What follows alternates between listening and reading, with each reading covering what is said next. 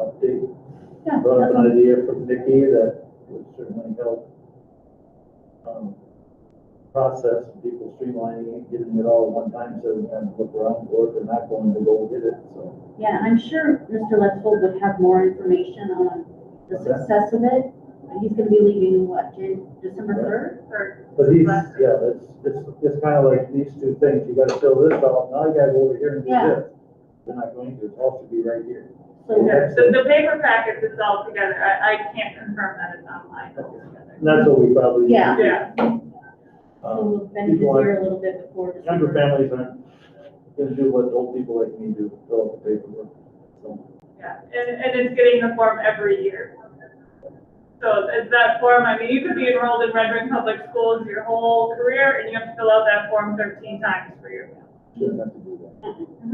But That's a state that's USDA. Yeah, that's not us. But it should just be, a tab, are you re-enrolling, any changes? No, boom, hit Yep. it, fill it out, be done. I have to fill it out each time, I think that's, Yeah, and that we would have to get legislative change for. that's no. But it should be, Should be that hard to It's a get the money that's in the duplication. pot. To me, that's duplication, redundancy, and I think any elected people on the state and federal level would rather get rid of duplication and redundancy, because it saves everybody, it makes everybody happier, and they want happy people. Not a lot of people are happy right now.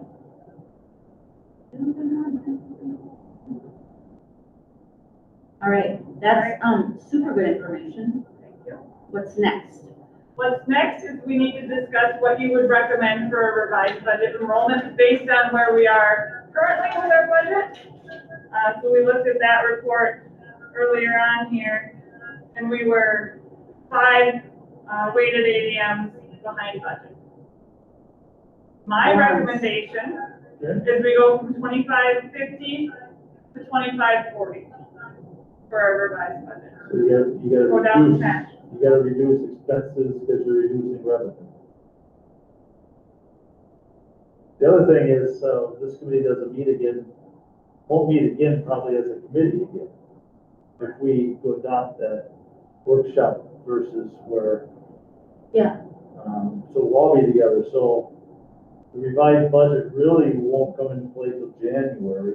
Right. We'll have, November and December numbers then too. Right. So I think the 2540 might, in my estimation, this is what I think, the 2540 will be less. It will be less than that. I do, I just think, I mean, we did a pretty good drop in October and November. Usually the second half of the year, the seniors start dropping off because of, what do they do, that training, that education, they can go over to the. OJT or PSEO? PSEO. Mhm. So we lose some of them then, and then others, so, What would you say, what number? I think you're gonna be down seeing 25 by the end of the year, at least. If you're at 2506 right now. Yeah, plus 130 tuition out. Plus what? 130, give or take a few, tuition out. Tuition out? Tuition out. So that would be the kids at Tower View, the kids at Five Rivers Online. Oh, they The ones we tuition still out. get to count for aid, but we have to pay tuition to those programs. So we still get the A, but then we have to pay the bill. That's 80 cents on the dollar or something like that, or Possibly, yeah. less or more? Okay. We'll see, I think we'll still see. And then you're talking about, for the next couple of years, we're talking about the, that Montessori charter school opening up additionally from K through 6, and we anticipate losing more kids. Anticipated, we hope we don't. But, I think it's safe to anticipate. but 7 through 12, we probably won't. No, it'll be elementary. Yeah. Well, that's why I think we need to be cautious. Well, last year at this time, how many students did we lose from first to second semester? I don't have that number off the top. And we're Can we get it? Huh? Can we get it? We actually grew a little bit in the early part of the second Second semester. semester, yeah. Typically from fall count to end of year, we do grow, very small. But it's usually at the elementary grades. In the high school, we see students get off the wait list and go over to Tower View. We see students go PSEO.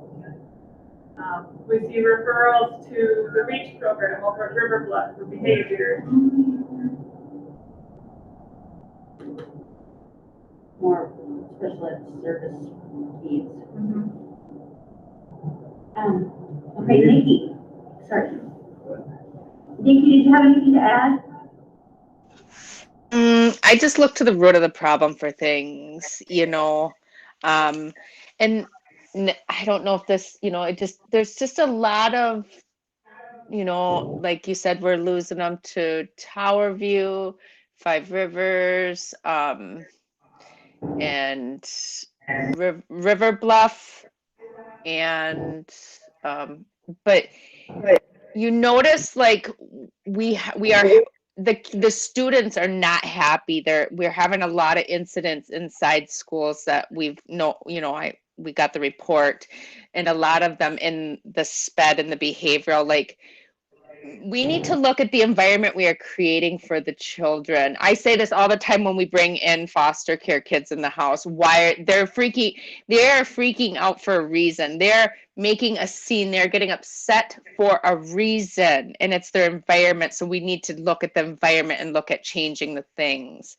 I think in this next year, we can maybe be like putting our feelers out into all these different, even, Red Cottage, when they're going to be coming into the competition next year, I think Jim said, really looking at these places to see what sticks out to us and why they're maybe taking our students. And really, like I said, I honestly, it's going to come up to legislation, I think, for a lot of the changes that we're maybe going to need in order to, build back and do better. But that doesn't mean in the meantime we can't be doing just like observation things and just gathering knowledge and talking to our people, and seeing what we can do better on the inside just to kind of entice them. That's just my thought. It's a good thought. You just got me thinking, Nikki, when I looked at the World's Best Workforce and some of the things that are coming up later tonight, some of the issues that we're having in the schools, and so much is going on at the same time that we're in a pandemic.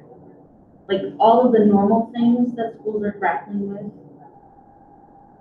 in addition to kids are worried about, pandemic type issues just as much as adults are. So everything is compounded. And how do we lessen the stress or help them be okay or help the adults be okay? I don't know the answer, but you're right. It's kind of on fire. And so do they want to go to school? Do they not want to be in school? I mean, we've heard from so many kids. Yes, I want to be here. No, I don't want to be here. Yes, I want to be here. No, I don't want to be here. I think that's pretty, indicative of what's going on. So finding out what the root is, the environment, and then making sure we have money to put towards it. Because it doesn't feel like we're going to have that much money to put towards anything other than the necessities. So I always try to find the positive coming out of something. You find the root, I try to find the positive. Jim, what do you want for? I'm not saying you don't try to find the positive. Pragmatism. I live in the real world. I see a lot of the things we're talking about going on. The whole world is, this last few days, in this country, it's just unbelievable the things you've heard about and seen, and other people do what they're doing, do that, and I just don't know where the end is going to be and how to fix it. I'm not, but I'm a person that I find a problem. I identify a problem. I better have a solution for it too, and I try that. And at least for my board that I serve under at work, I bring my problem, but I also bring my solution. Whether they take that solution. But you offer something. I offer a solution. I won't bring them a problem and say, what do you want me to do? Because that's not their role. Their role is to digest what's going on, review it, critique it, take it apart, come up with a decision based on the best information we have at the time. So to round it back to Jackie then, Jackie, what are you looking for the committee to do? I just wanted feedback on my recommendation. Of the At this point, 2540? Of the 2540. I think I've gotten feedback. 2525? That was Jim's recommendation, yes. I don't disagree with him at the 2525 at all. I'm not so sure it's not gonna be more. Or lower number. Yeah, Yeah, I hope 2525 isn't the lowest. I hope it's 2540. right. But to be realistic, going down. So, yeah. You gotta be prepared. We gotta be aware of that. That's why I said 2525. We may come in 3 months saying it's gotta be 2510, who knows? 2560. Are we looking to revise it to 2525, 2540, 2535? That's The $1 million. That's the $1 million question, is I need to do enrollment. I mean, I could keep it at 2550 and we could see how we ride out the year. I don't think that's going to be an accurate budget. I think that's plain and simple. No, I would rather play it safe. I would rather be 10 under than 10 over. I would rather project 10 fewer students than we actually have than to be 10 the other way. You'd rather be wrong than the lower. I'd rather go too low. Yep. Nikki, what do you think? I agree with Jackie. I'd rather be over than under, or was it did you say the opposite? Okay, sorry. You know what I meant. I agree with you, Jackie, on that thought. We have to agree on a number. We don't have to agree on a number. But No. you can give me a direction. I mean, Jim said 25-25, you agree, we Whether go low. 25-25 or lower. Well, both in 2 months when we get together, we'll have a better idea Yeah. what a real, well, a better number then than we do now. Well, we'll have another 2 months of data under our belt. Correct. Okay. So we don't have to give a concrete number. No, then. I just, Correct. should we go lower is Yes. the broad question at this point. I think, you know, 2440 to 2525, in 2 months, you'll have a better idea of which number is, realistic number, realistic target, so. I hope I'm wrong, don't get me wrong, I hope I'm wrong, but No, I I'm get it. also a guy that realizes that things are going down, the numbers are going down. And the numbers go down, they go to Three Rivers, then we're still lost on that. Or if they go to 5 rivers. Five Rivers, is that what it's called, Five Rivers? 3 Rivers is answer. Why do I keep calling it Three Rivers then? I mean, I go to 3, I go to 5. Let's go 7, how about 7? You're not, okay, Five Rivers, excuse me, Okay. I stand corrected. I have nothing else on that topic. On enrollment. Yep. Okay. I think the last thing on our agenda, if no one has any questions on enrollment, is other. Other. I think my only other was the funds and where we were at on the application. But you told us, Yeah. they got back to you with some scribbles. Were there questions that they asked, were they like, oh, big things we missed? Or were they like, oh, I didn't put the in there? One was so we uploaded the application in fiscal 22 and we needed to upload it in fiscal 21. In a different In a box. different box. I mean, it's minor things like that. Okay. Or like you mentioned you did this with your community input. Did you also reach out to this group? And then it's just a yes or no answering it. Okay. So nothing major that you had to like go back and fine tune it in a major way? We'll hear more about it tonight. We're still working on our, the outer school learning time, the ESSER 20%. So they had some major questions on that, but Jess is working on that to get that retweaked and sent back in. The ESSER 20%? The 20% for learning loss Yep, that we put aside.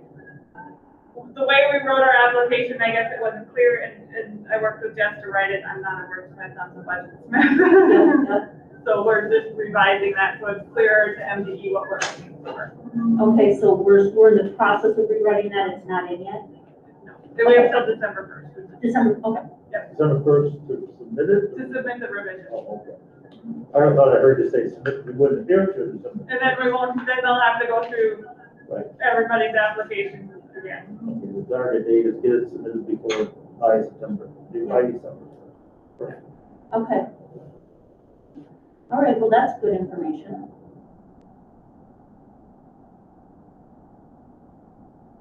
Yeah, I'll be curious to know what's submitted in that.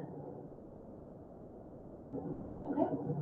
If there's no other questions or any other things we want to discuss, we can adjourn. Sounds good. Nikki, are you good to adjourn? Okay, see you A in. little bit. See you guys soon. Thank you. Bye. Thanks, Jackie. Thank you.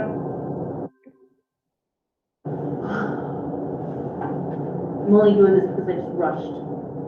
Now I can just close my eyes for 5 seconds.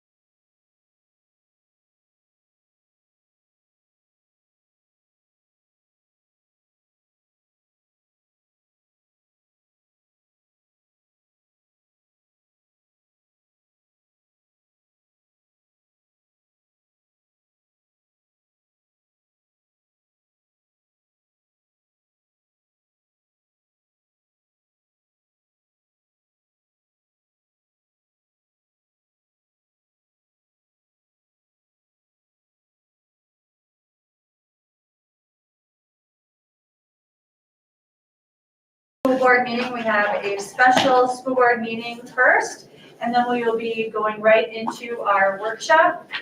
So it's 6 o'clock, and I'll call this meeting to order. All right, it looks like all school board members are present, and so I'll ask if you would join me in the Pledge of Allegiance. I pledge allegiance to the flag of the United States of America and to the republic for which it stands, one nation, under God, indivisible, with liberty and justice for all. Thank you. Anna has offered to share our mission this evening. The mission of the Red Wing Public Schools is to educate and inspire all students as they realize their full potential and become respectful, responsible, and productive citizens. Thank you. Our meeting agenda for this special meeting is to have a discussion about COVID. But the main reason we had this special meeting even scheduled was because we needed more information to make a decision about an overnight trip that was being requested in the district. So those are our only two business items for this special school board meeting, and so we cannot change the agenda at all. So let's begin this evening by having a discussion about our COVID numbers. So there are two attachments included in the board packet. One has to do with a list of substitute needs and unfilled substitutes for a 2-week period. And then the other document is our typical COVID data sheet that we update every Monday. I do want to note that Lisa received 2 updates from the county today, and so she put the latest update on the agenda packet. So just want to make sure we're all looking at the same data sheet. Really, there were 1 or 2 board members, or maybe even more, who asked to include this topic on the agenda tonight, and so that's all I have as far as the data.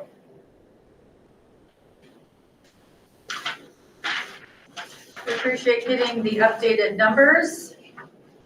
So, when we look at the number of students quarantined, do you know the breakdown between the different schools? Like, is it more one than another, or is it split pretty evenly? And I think, You know, the 73 students and staff with COVID and 166 quarantined or isolated. Right, that was a question I had asked too. I'm going to see if Shonda's on the call here. I'm here. Oh, good deal. Can you answer that question, Shonda? Yeah, actually, I did a report on Friday, and it was based on Thursday's numbers. And Kirsten, I sent it to you. I don't know if you got it or not.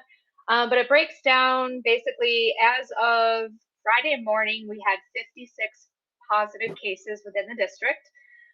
We had 2 at Colville, 8 at Sunnyside, 12 at Burnside, 22 at Twin Bluff, and 12 at the high school. And then we had 7 staff, 1 early childhood, 4 kindergarten, 6 first grade, 4 second grade, 5 third grade, 9 fourth grade, 6 fifth grade, 4 sixth grade, 1 in 7th, 2 in 8th, 2 in 9th, 4 in 10, and 1 in 11th, and none in 12th. So it's kind of spread out all over the place. It's not really specific to one grade. There were 22 cases at Twin Bluff compared to 12 and 12 at Burnside and high school.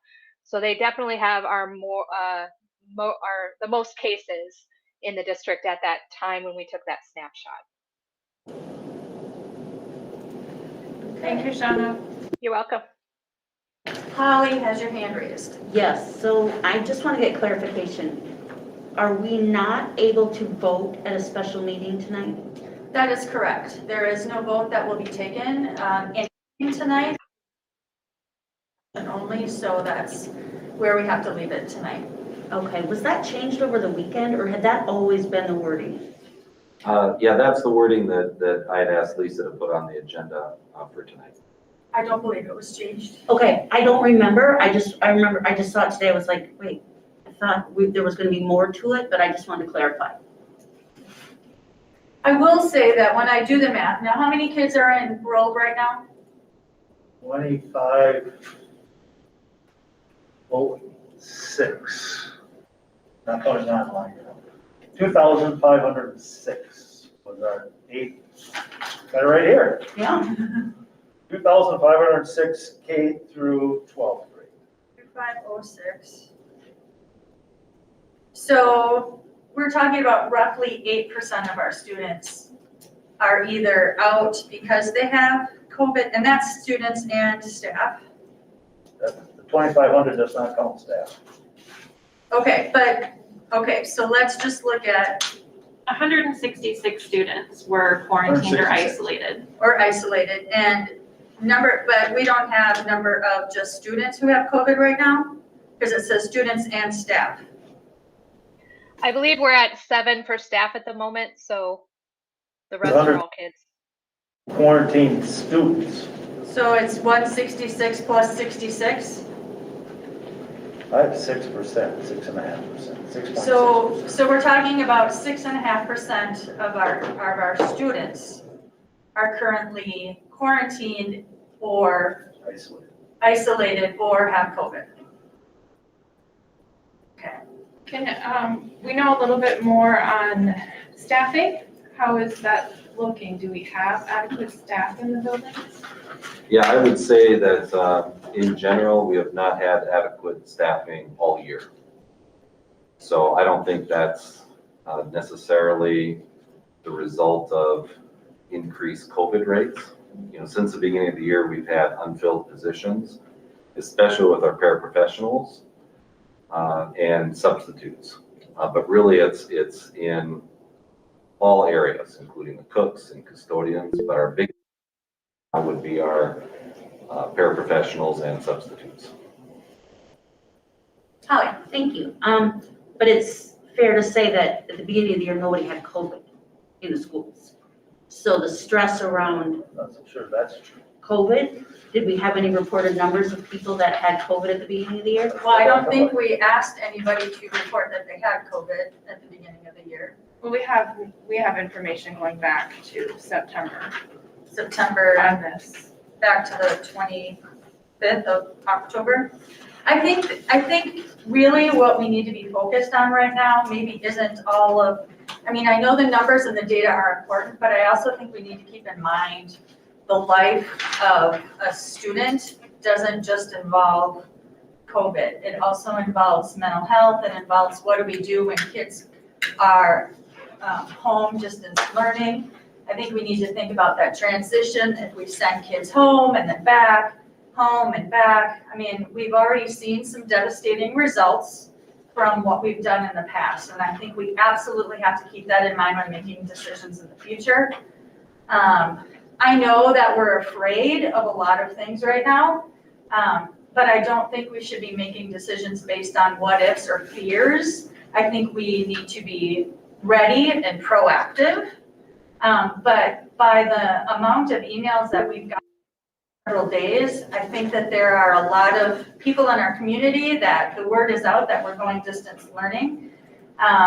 There are a lot of families up in arms already about that possibility. And so I just want to remind people that there is an online option for them right now. If they're worried about the numbers, if they're worried their child is going to get sick here in school, I think, there's an option for you as well.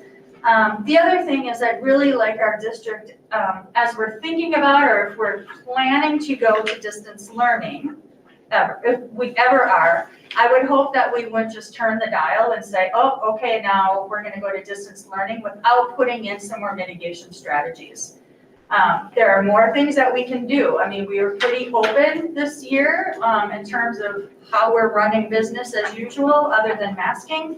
But there are more things that we can do and try. So that's my 2 cents. Arlen, Was that my turn already?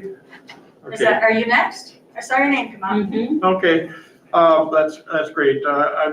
We're talking percentage of our students quarantine, and that's a different number of students that actually have COVID. Do we have, what is the total number of students that have COVID at the current time or on a certain date? It was 56 on Friday. 56 out of 2,500 is Let me get my math. About 2%. 2%. And that number was students or students and staff? That's students. Students, 2% of our students were having COVID on a certain date. Okay, thank you. All right, Nikki, you have your hand raised. I just wanted to say that I agree with you, Pam, on everything that you had stated about these plans. You know, I do want to say I really appreciate those emails of like suggestions and, you know, just solutions, you know, and it's always respect. For the most part, it's been very respectful, and I appreciate that. And I really like our student body reaching out to us because they, you know, their parents do a really great job. And you know, my mom did a wonderful job of advocating for me all these years, but you know what, at the end of the day, she still didn't know my struggle. So I had to learn to become my own advocate. So that was really, thank you, students, for emailing us. I really appreciated you telling us how you felt about all these things. But like Pam had said, again, there, you know, we're not voting. You know, we're just having discussions because we would rather be proactive and engage with our community and our staff and our students to come up with a plan that kind of try to accommodate the diversity inside of our walls. You know, we always have to remember we have to try to accommodate to everybody, and that is a very tough job for all of us to come together and do. And so I want to reach out personally to thank all my fellow board members and our administration staff. Thank you for showing up today, everyone, and really you know, we're putting our thinking caps on together and our heart and our compassion for our students, staff, and community and moving forward. So that was just my 2 cents. Thank you. Jennifer? I just wanted to say, similar to what Nikki said, I really appreciated all of the emails from students today. That is such an important voice to hear, and I appreciated that. Also, I just want everyone to know that no one came into this meeting tonight with a preconceived idea that this is what we have to do. This is a discussion so that we can learn from each other and understand each other's thoughts on this. And I guess I'm feeling kind of defensive here because it felt like it was set up in a way that I was expecting to get information and so that we could talk about this, and I'm not feeling like we have all of the information here so that we can have an open discussion. So that makes me a little uncomfortable, but I think our students' mental health is number one right now, what we need to think about. And absolutely, I would not want to go to distance learning if it is not something that our COVID team and our admin and local officials do not think it is best for us. And so, and it definitely would be a difficult thing for our kids' mental health to be put in that situation again. But I do think we need to be open-minded and think about possibilities. Like Nikki said, you know, our kids all have different needs. And I think if we can be creative, perhaps we can come up with something, like Pam said, other mitigation strategies that we can have within the building. I don't know exactly what that looks like, but if we could start there so that we can help our community with COVID, but continue to educate our kids in person, I think that would be ideal. Holly? Yes, I agree, Jennifer and Nikki. And Pam, to your point about the fear factor, I just want to say it kind of goes the other way too, in terms of the fear factor, that if kids are in school, what's going to happen? I'm afraid for them, their mental health, you know, it's kind of a double-edged sword. there's no happy ending to any of this when we're in the middle of it. So I think for parents who have reached out and kids who have reached out and said, I don't want to be in school for whatever short period of time it is, it's not like they want to go to Five Rivers because they want to do their whole semester there.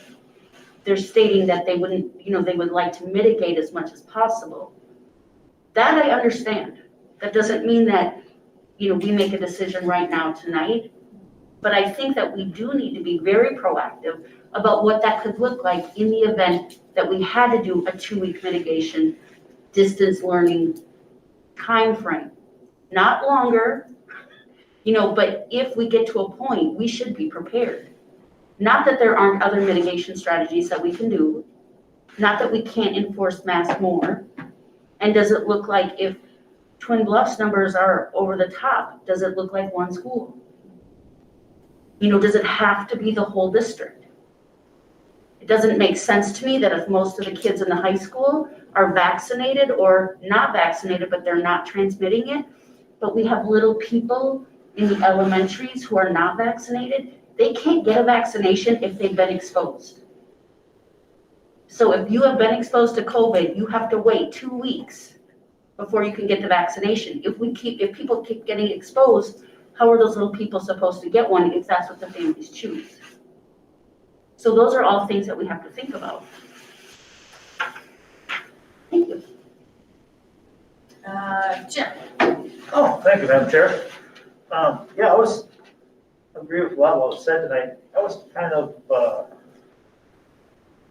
surprised that the emails, that there was some discussion or push by somebody or some group that we're going to be just going to distance or hybrid learning. That's the farthest thing from my mind. The last 2 years, our students in general have, in my estimation, I could be wrong here, but don't seem to have kind of maybe fallen down a little bit or gotten behind, because remember the first year we went in March, I think May was just pretty much, everybody kind of gave up. I want to keep the kids in school as much as possible. That means, I think we are the only school in the area right now that requires masks.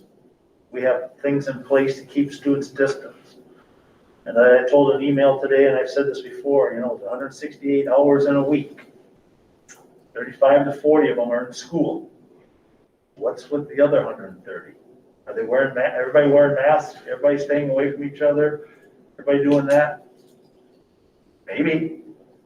But I'm guessing they're probably and I'll be the lady who can email me back again. I think one of the safest places they are is in school with a mask on.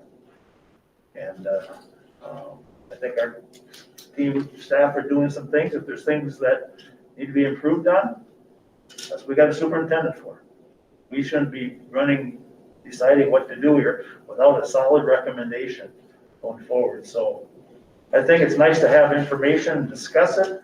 But at the end of the day, unless we have a solid recommendation from somebody, we just need to be here to support our students and going forward to keep the school operating the best we can as long as we can here. So, thank you. Nikki? I think Arlen was before me. Okey doke. I only raised my hand one time. So. Okay. Oh, you're still raised. Okay, so then I'll go. I like what Holly had said too, but one thing that I had asked Karsten earlier, or last week sometime, I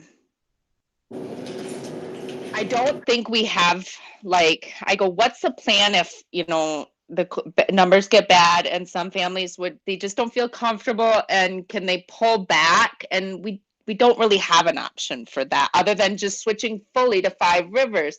What Holly had said, I don't know, I almost would feel like, I really hate to put more work on people than already is, but almost, can we think of something that we can, maybe put into a future plan of what, because I like to have A, B, C, and D, just in case, to give an option for the wants to go online, I don't know what that would look like. I know that would probably be more work on our staff and stuff like that. But, I just feel like that should maybe be an option before we go, oh, we're going to distance learning completely. You know what I mean? Let's give those families, who just don't feel comfortable. They're okay with having their kids. They'll manage, they'll pick up, just letting them kind of decide if they want to go distance to kind of and it's not even just about COVID numbers. Like we said, Pam, our lives are not revolving around COVID, but we still have to make it part of the circle. That also helps us. Holly, we have problems in our classrooms, don't we? Like with too many students to staff, we are really burning our staff out. And I don't really think that a lot of our parents and students know this too. So I just want to put that out there. We are burning our staff out. This isn't just about COVID. We have to think about, it's everything that's factored into this. So I think maybe possibly looking for an option for some students to go online for a little bit, but not having to fully commit to Five Rivers if not wanting to. Carson. If I could just respond to Nikki's suggestion first, then I have a couple other comments to make. One thing that I really liked about last year is that our elementary teachers were kind of in lockstep. And so if there were people on quarantine, they could log in with an online only teacher. That worked really well. And I think that would address what Nikki is suggesting, because when kids are quarantined for up to 24 days, at least then they would have a person responsible for them. The problem is staffing, because we're already stretched thin as far as finding enough elementary teachers to do that for the elementary kids. I know that GCD has been kicking around some ideas in terms of providing something like that in addition to 5RO, but we haven't quite found the sweet spot yet. So that is the one troubling part about our current arrangement, is that when kids are quarantined, they don't have that constant contact. I will say that I think we are more aggressive than most other schools in terms of our quarantining. It's a best practice mitigation strategy, but I don't see the same kind of quarantining in the other Goodhue County schools or the Big Nine Conference, which is what we usually compare with. So, there are kind of pluses and minuses of that quarantining at the elementary level. I will say that, the admin team, including myself, when we saw the COVID numbers from a week ago, we were obviously very concerned because the rates were high and they were accelerating very quickly. However, when I met with the administrative team, I encouraged them to look at it in two different ways. Their primary responsibility is to be ready for distance learning if we ever choose to do that. And so we started that discussion I shouldn't say we started it, we continued that discussion last Tuesday. More work is going to be done tomorrow because we want to be ready regardless of what the board decides. I think that's really important. Kind of the other part, of course, is a decision-making process. Obviously, we want feedback from the admin, from teachers, paras, other folks, especially the COVID response team. But that recommendation would go through me because then we would vet it before coming to the board. Obviously, there might be some emergency situations that some of that won't happen. Right now, as of today, I do not recommend going to distance learning for many of the reasons that have already been discussed. And one thing that really swayed me was the decision-making framework or matrix that we're actually discussing later in the workshop. And the reason that this framework was set up was to make sure that we're hearing voices from everyone in the community instead of just my friends or your friends. We want to reach out to people. And some of the issues, I'm not going to read them all, don't worry, but one of the questions is, what is the intended impact? Who will benefit and who will be burdened?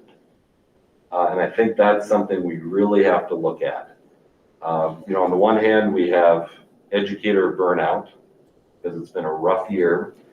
On the other hand, though, we have single parents. We have working families. We have a lot of kids who had failing grades last year.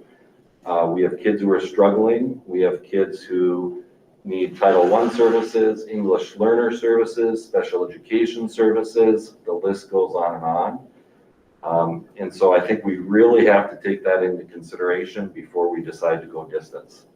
The other thing that's kind of a corollary to that is that if we go to distance, the assumption is that we would provide childcare, we'd provide access to the buildings for the kids who really need it, and then all of a sudden we're back into having hundreds of elementary kids right back in the same setting with similar staffing, with a similar risk, just like we have now. The only difference is that then parents would have to pay when we are providing the service now for nothing.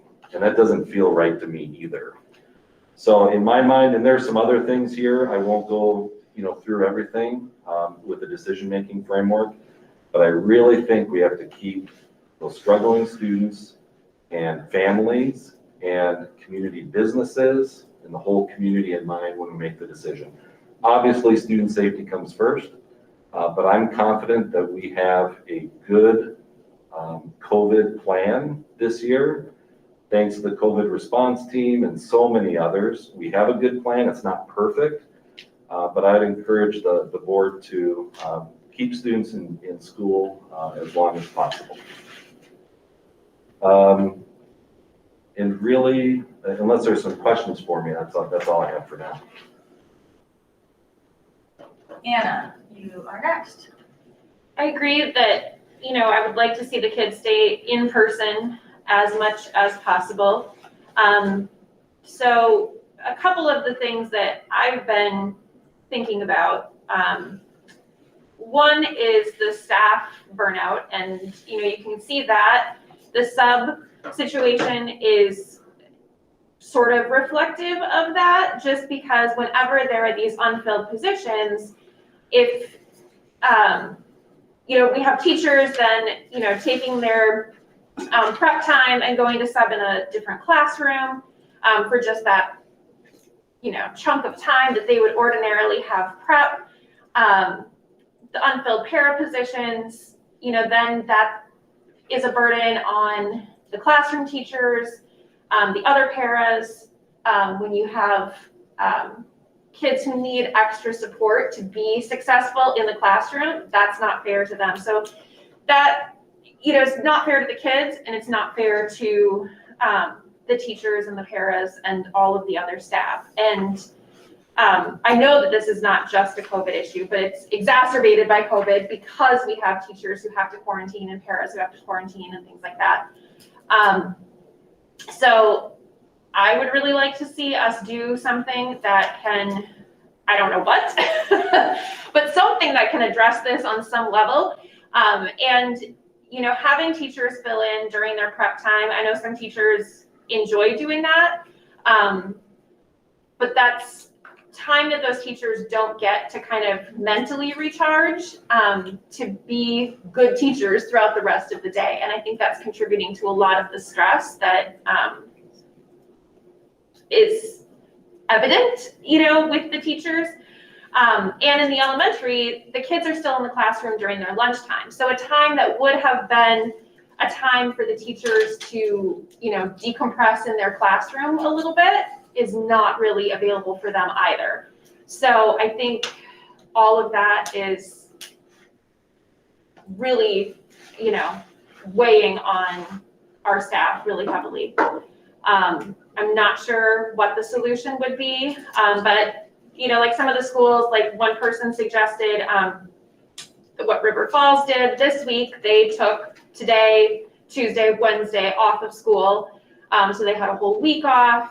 I've seen some other districts, not in Minnesota, but having like an extra 2 days off where it wasn't distance learning. It was just like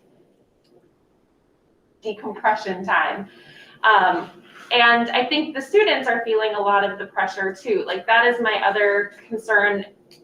Of course, when I see things like the test scores that are going down, that's really concerning. But I think that pressure to, I guess, have everything get back to normal, I think is really hard. The kids feel that vibe. And I feel like they're struggling with that pressure to, I don't know, I guess get back to where things were, and things aren't where they were. And I think that's an unrealistic expectation. I don't know that this is a school board thing that we have to fix, but I'm just hoping that the admin teams can, I don't know, come up with some ideas that will mitigate this. Because I think that it's not solely because of COVID, but it is all exacerbated by COVID. And then when we have people who are stressed and who are tired, they're more likely to get sick because their immune systems crash. So I don't know. I guess those are my thoughts. I would like the kids to stay in school as much as possible, but I also want to find some way to reduce the burden on people. All right, we've got Holly and Arlen in the queue, and then we'll wrap this discussion up so we can move on to the rest of our very busy evening. Go ahead. I think you hit it right on the head, Anna, with this isn't something a school board in Red Wing, Minnesota is gonna fix, right? We have very intelligent voices around the table, and we have a lot of intelligent people emailing us, asking us, what about this, or what about this, or have you taken this into consideration? One person who emailed last week, I had to call Mayo to get clarification. Because when I hear the flu kills just as many people as COVID, or I said, I don't understand where that data is coming from, so can somebody from Mayo please explain this to me, the comparison? And the person that I spoke with said, in the last 28 days, there were more COVID deaths than there were of the flu all last year. So, I mean, it may not seem like a big deal to you, Board Chair Rowe, but I don't know, because you shook your head, so I don't know if that's a big deal to me. And that's a big deal to people that have to go to work every day and think about the circumstances that they're in. So I think it's important that we can separate COVID from the flu and the pandemic and the reality from all of the other things that teenagers and people go through on a daily basis. We're still in a pandemic. We still have to think from a lens of what's the safest for the community. And I'm not saying distance learning, I know I mentioned it a couple weeks ago, maybe that's where people got the idea of the numbers, but I sure didn't have a vote. It was just something that I threw out there. But it is different than the flu. It is more contagious. And if we have little people in our schools who, for whatever reason, can't get vaccinated or don't get vaccinated, we are responsible for putting everybody in the same place at the same time. Thank you, Madam Chair. The discussion on the staffing is not COVID related, however, it is, I mean, it's not on the agenda, but it is related to COVID. To a certain percentage of our staff are quarantined or whatever, and that is, to me, the looming problem is staff. And it's not only an issue for burning out teachers per se. Nobody's mentioned the strain on the students when we don't have adequate staff. I've been informed of at least one instance where a class had in the middle school, or not middle school, at Twin Bluff Elementary, that had 7 different teachers in one day. Because apparently 7 different prep times are used. I suspect there's more of them. And is that really, what do the kids really learn when you have a rotation like that going on during the day? So I urge us to try to be creative, to try to find some solutions to the staffing issue. Continue to monitor the COVID as it's progressing or regressing. It's a little bit looking at this data here, what it was a week ago, where we are now, different numbers. I don't know where we're at. I appreciate the discussion. Thank you very much. But I hope we can try to work harder to come up with some alternatives to keep our kids with a teacher more than just an hour during the day and then going to the next teacher and the next teacher and the next teacher. That's just putting bodies in to meet requirements, and I don't want us to be doing that. So, thank you. So just to clarify, I wasn't shaking my head at you. I think my comment, my visceral reaction is that I don't think we can even try to pit COVID against the flu. They're two very different beasts. And so that argument of pitting one against the other and trying to make sense of that, this board we can't make sense of it. So, that's where I was coming from with shaking my head, because I'm like, no, we can't. That we can't compare apples and oranges. They're two different beasts. So anyway, what I'm hearing is that I think that we're looking at trying to stay in school as long as possible. We're going to look at some positive mitigation strategies that we can come up with, maybe some creative solutions in order to meet the needs of our district and also to alleviate some burdens that our staff and our students are both facing. So hopefully, maybe by the next school board meeting, we can have a discussion and maybe a recommendation on a couple things that we could do or change or add to better our whole system. So we will look forward to hearing more on that from you, Superintendent Anderson, at our next meeting. Good luck. Good luck. And thank you for that work, because I know it's not Every easy. business is looking for help. You know, So now everybody you're trying is. to find it here. And every school's looking for help. So we're all competing for the same pool of people, which doesn't make it easier. All right, next on our agenda, the overnight trip request. That is hereby withdrawn because the state needed to use Camp Ripley for training purposes related to COVID. And so the HOSA convention has been postponed until I think February or March. So when more specific information is forthcoming, then we'll consider that as a possibility in the future. So it's a non-issue. All right. That's the best time of year to go to Fort Worth.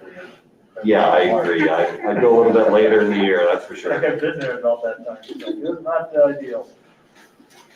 Carson, can you just say when that has been it's been postponed till? Was it March or February? I didn't catch that. February or March. As far as I know, they have not picked the actual weekend yet, but they're thinking maybe during that time frame. And again, that wasn't a local decision, that was a state HOSA decision. HOSA stands for Health Occupation Student Association, I believe, but they go by HOSA. So we'll know more when the state HOSA group makes their determination. Okay, let's, it's 6:38. We will adjourn this meeting, and stay tuned. We will be on at another meeting. Let's meet at 6:41. And we need a motion to adjourn? We need a motion special meeting. All right, I need a motion. Thank you. I'll make a motion. Second. Motion made by Jennifer, seconded by Jim. Any comments? All those in favor say aye. Any Aye. opposed? You didn't want. No, she's good. 6:39, we are adjourned. Let's meet at 6:42. Do we have to read, what's the other one? Yeah, we'll have to read the log out this and log back in. Can I clarify for the vote, was Nikki? She was a yay. She was a yay. But she's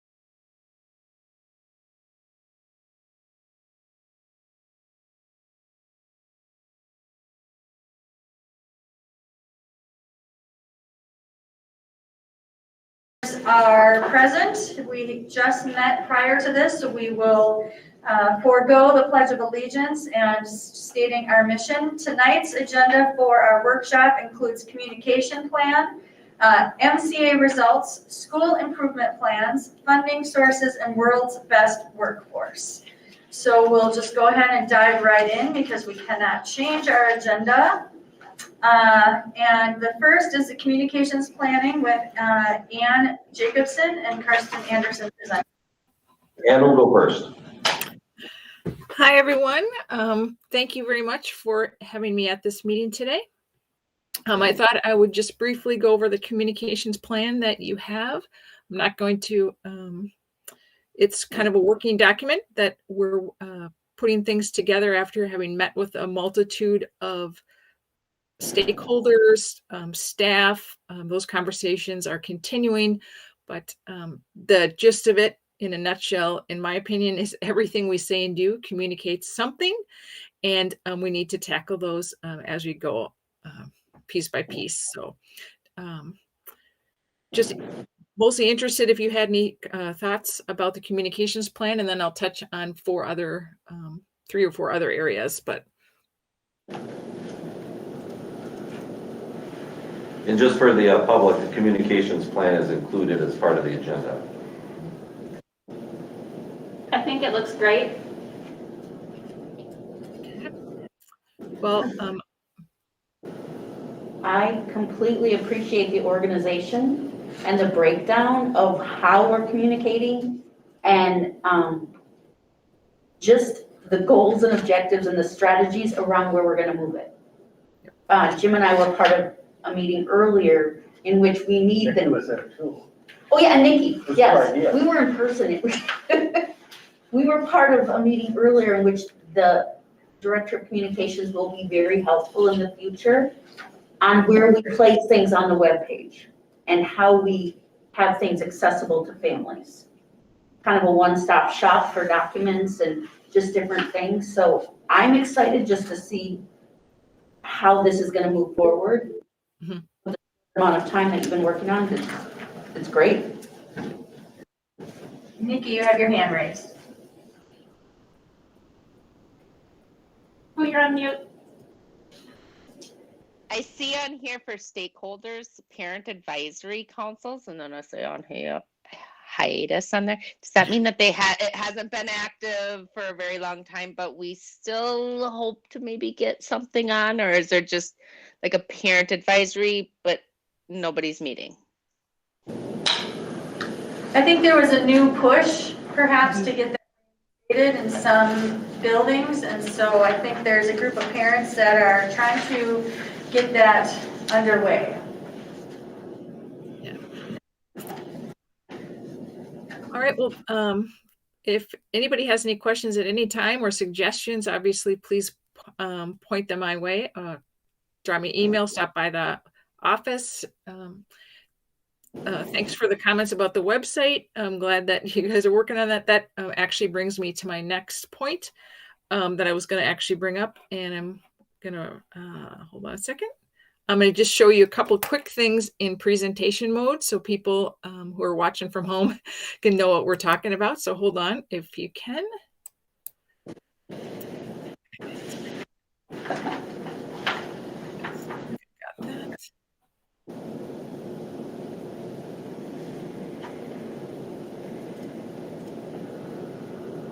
Is that showing up? Yes. Okay. The website has served its life pretty, but it's kind of not up to date anymore on the technology of what people want to see and have it grouped. But we did put what I call a new skin on it, the front, the homepage.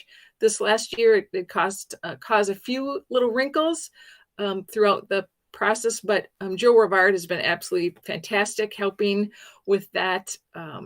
So as Lisa, I mean, I can't tell you how many people have just stepped up to help with small things, but I wanted to show you that one of the things is that we have, we're trying to work on having these sliding photos on the top. So we're going to be working with the schools now in the coming weeks to try get some new things for that and more faces. It's a little challenging with the masks, but you can see that some of them are going pretty well.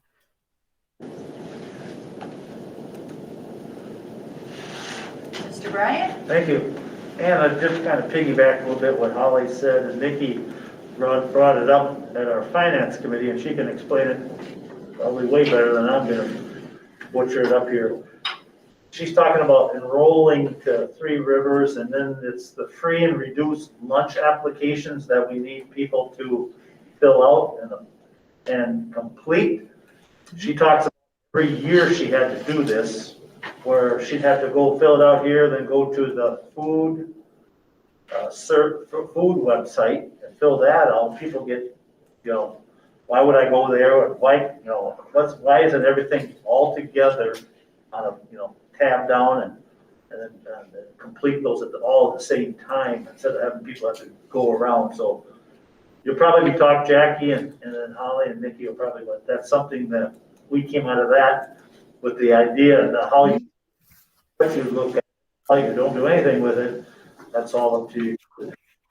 This, because we should make things as easy as possible.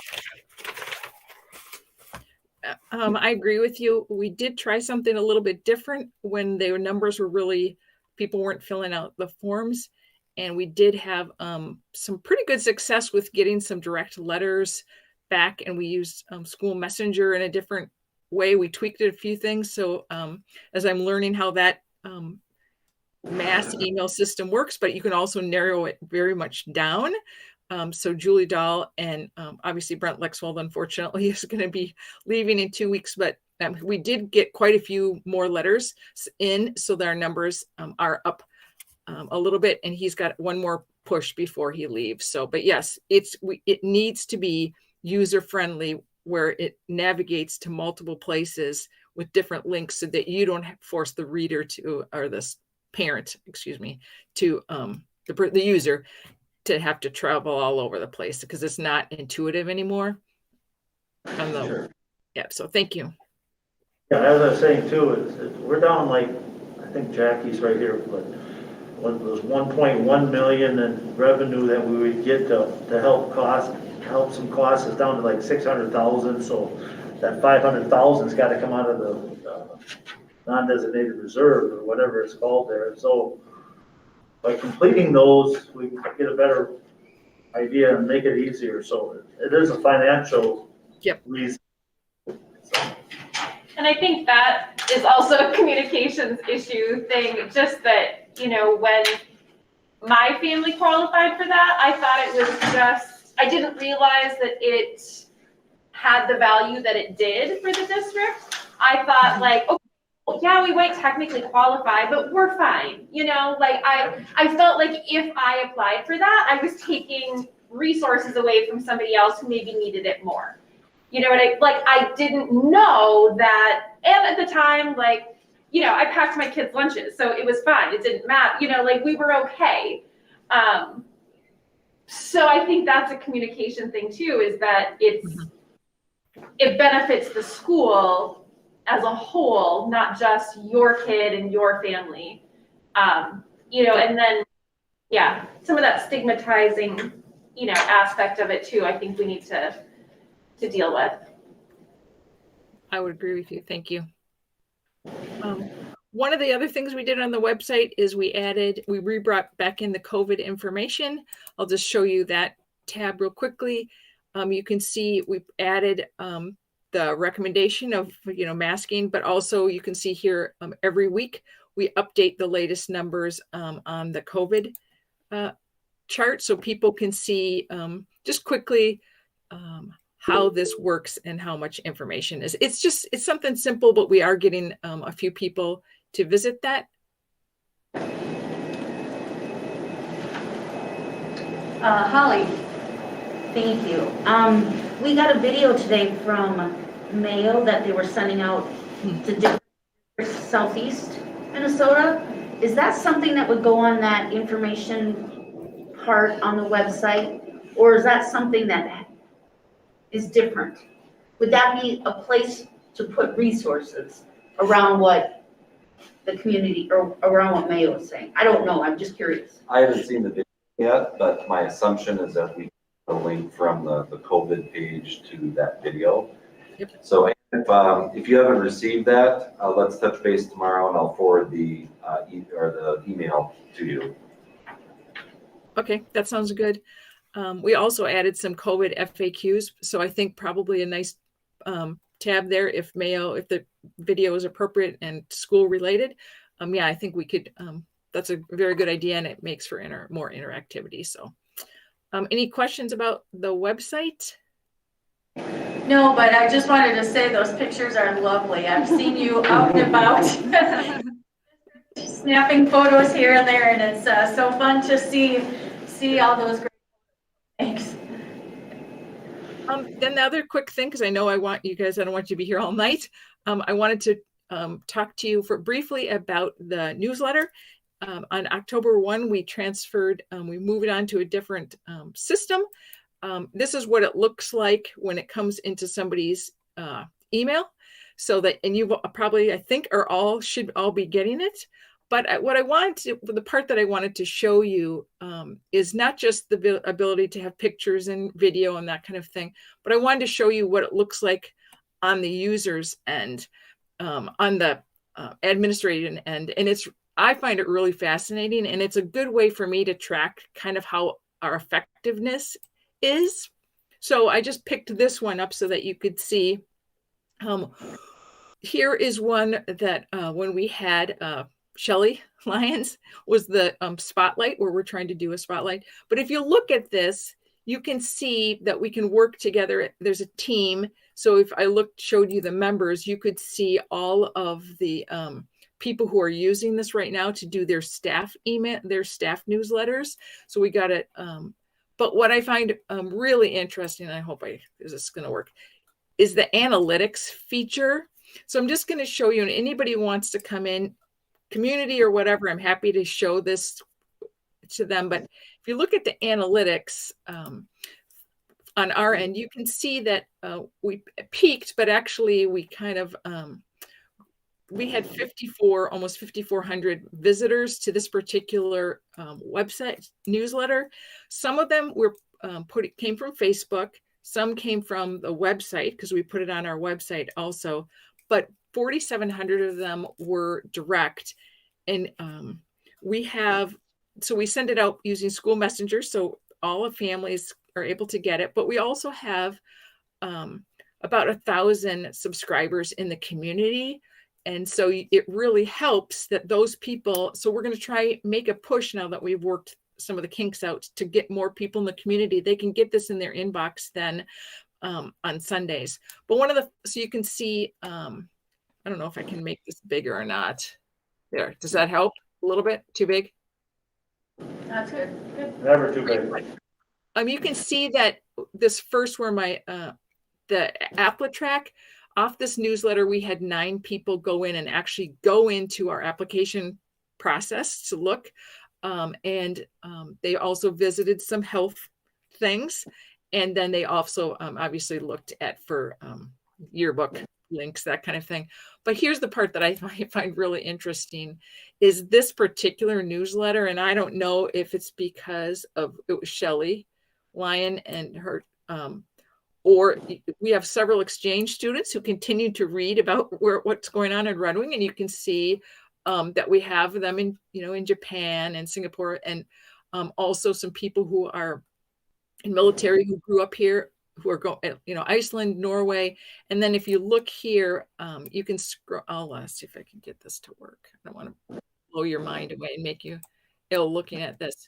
But I feel obviously we want most of them to be based here in the Midwest because we want our community members. But Red Wing, the Winger Pride community, it really does extend well beyond our borders. And then in case you're ever wondering why there are so many down in Chicago, in Naperville area, it's because some AT&T cell phone subscribers are actually linked through Chicago and Naperville. So when you see, oh my gosh, how come 500 people are reading this from Chicago? It's actually right here in town and off their smartphone. So.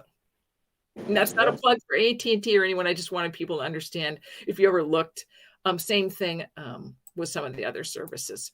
So anyway, that's just kind of in a nutshell where I was at with that newsletter. And let me see, I think I can stop presenting here. So any questions about that? I'm gonna jump in real quick, Ann. Yep. This is just an example of really good work you've done in just a few months. I really like that weekly newsletter that you've been sending out. It's very appealing with good information. So thank you for that. Yeah, Thank you. Very nice. Good. One other little quick thing, which is going to serve as a segue to turn it back over to the decision-making tree that Carson referred to in the special meeting. We did send out a new family feedback questionnaire. I didn't call it a survey, but we sent it to 130 families in mid-October. Envelopes still trickle in now and then, and I hope anybody who got one and didn't return it can do so. But a handful of people also indicated they would provide one-on-one feedback. We had just a handful, but we're in the process of completing those conversations. And I wanted to give a shout out to Jamie Eusti. I always brutalize her name. Sorry, Jamie. She just does a wonderful job translating our letters for us, but also interpreting. So I had some conversations with some Spanish-speaking families, and just kind of getting their sense of how they're feeling welcomed. And just to mention one big thing I like about S'more is that if you want to, you can click when you subscribe to the S'more newsletter or you receive it the first time, you can pick your language and it translates it, not perfectly, but close enough. So if you were a Hmong family or you wanted to Swahili, I'm not sure how many languages there are, but you have quite a few choices, which is kind of a pretty cool feature. And that shout out for finding that program goes to Mike Pagel, who started using it last spring. So anyway, reaching those families is all part of that communicating with other people. So Carson, I will turn it over to you if that's okay, Pam. Yeah, and I'll keep this quick because I've already talked about it a little bit, I did develop a decision-making framework that's based on the racial analysis protocol from Louisville, Kentucky, as well as the city of Red Wing and Northeast Metro 916. Again, it's just kind of a framework or guidance or reminder that we should be asking these questions when there are big decisions being made, because we shouldn't just be focused on the people we know. We need to reach out to others to hear what they have to say. So again, I won't go through the questions, but please take a look at it. I think it's actually a pretty good framework. Part of that is some of our feedback loops, and this is a work in progress. So I'm not saying that we fully implemented it, but we partially implemented it when we had the workshop about Jefferson School. Because before that workshop, I sent an email out to many of these people. And I'm not saying that's the reason they were there necessarily, but I think that's something that we want to continue to do. So we reach out to not only student groups, but our employee groups, governments, education, parent groups, community partners. There are a whole bunch of different community partners. Red Wing is unique in that way, so let's take advantage of it and hear feedback from them. One thing I think we really have to do a better job at is internal communication. So when there's a big issue being decided, let's say and I'm just making up a school, let's say Burnside School, we want to make sure that the food service knows what's going on, so that we can work together with food service to make sure their needs are met, their concerns are addressed. Same with the custodians and paras and those groups. So that's one thing that I think we'll need to focus on internally, is to make sure that we reach out to our own departments and bargaining groups. Do you have any questions about this? Well, let me know if you have suggestions or additional contacts, because when there's some big decisions that might be occurring, I'm hoping to include an email list with a lot of those contacts and then send it out saying these are the issues, what do you think about it? And it could be surveys, emails, focus groups. There are lots of different ways of getting it. So please let me know. Thank you. You ready to, any last comments about the communication? I like the website. Yeah, that's great. I just Thank figured you. out how to run this hand thing tonight, so that's really good. I'm learning all the time.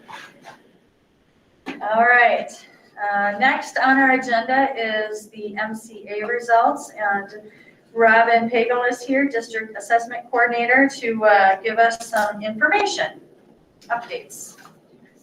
I'm just presenting here quickly. Yeah. Yeah, You're gonna have to come up there. Yeah, Robin, could you bring your Chromebook and just put it here? This owl right here picked up your voice, Robin. that way everyone at home can hear you. So you'll need to make sure your microphone is muted and your speaker is off. You're good. Okay, I know my microphone's off, so. All right. So you all have this already, it was sent to you. But these are just our results from last year, so from last year's MCA. And last year we had a little bit different testing procedure than we've had in years prior just because of COVID and having to do things. So we came up with a different way to do it to try to get everybody in as quickly and efficiently as possible without dragging out the testing for too many days as well, to reduce exposure as well for kids, so. Can I jump in just for a quick second? Robin Pagel, she's not only the 7-8 counselor here, but she also is our district assessment coordinator. And so she's taken on some additional responsibilities over the last couple of years. And first, I've heard great things about you and Kelly working together with 7th and 8th grade, so thank you for that. Thank you. But we also appreciate your work here too. Thank you. So this is overall our proficiency, this first one, as far as reading, math, and science go. And in science, only 5th, 8th, and high school students, high school biology students are tested in science, whereas reading and math, it's 2 through 8 for reading and math, and then 10th grade gets reading and 11th grade gets math. So it kind of is different up at the high school. So I don't know how much you want me to go over because I know you all have I it. just have a question, I guess. Yes. And it might be in here, Robin, I apologize, I thought I printed it off. What was our numbers in the past 5 years? Were they similar? I mean, let's scroll up to the top there again, what is the terminology about The exceeds, partially meet standard and does not meet standard? Those two are the biggest combined, highest percentage that we should be concerned about. oh, 100% agree with you. And the fact that we have that large number, and that we can blame COVID all we want, but this hasn't been a trait leading up to the last 5 years. And if that's so, what are you going to talk about? What are we going to do to improve those numbers?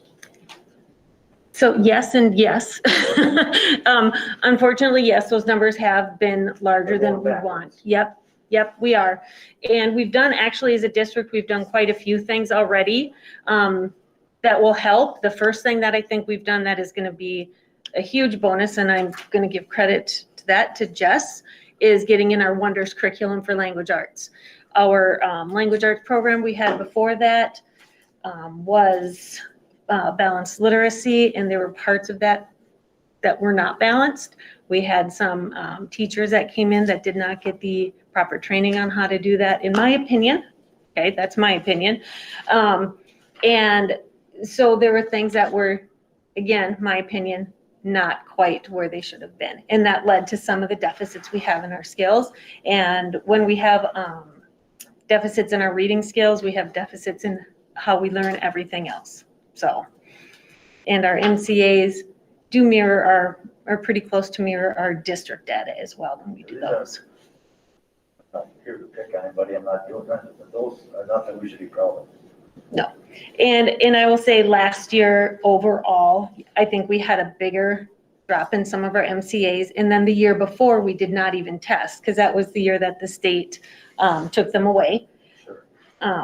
But as a state, last year, everybody had a larger decline.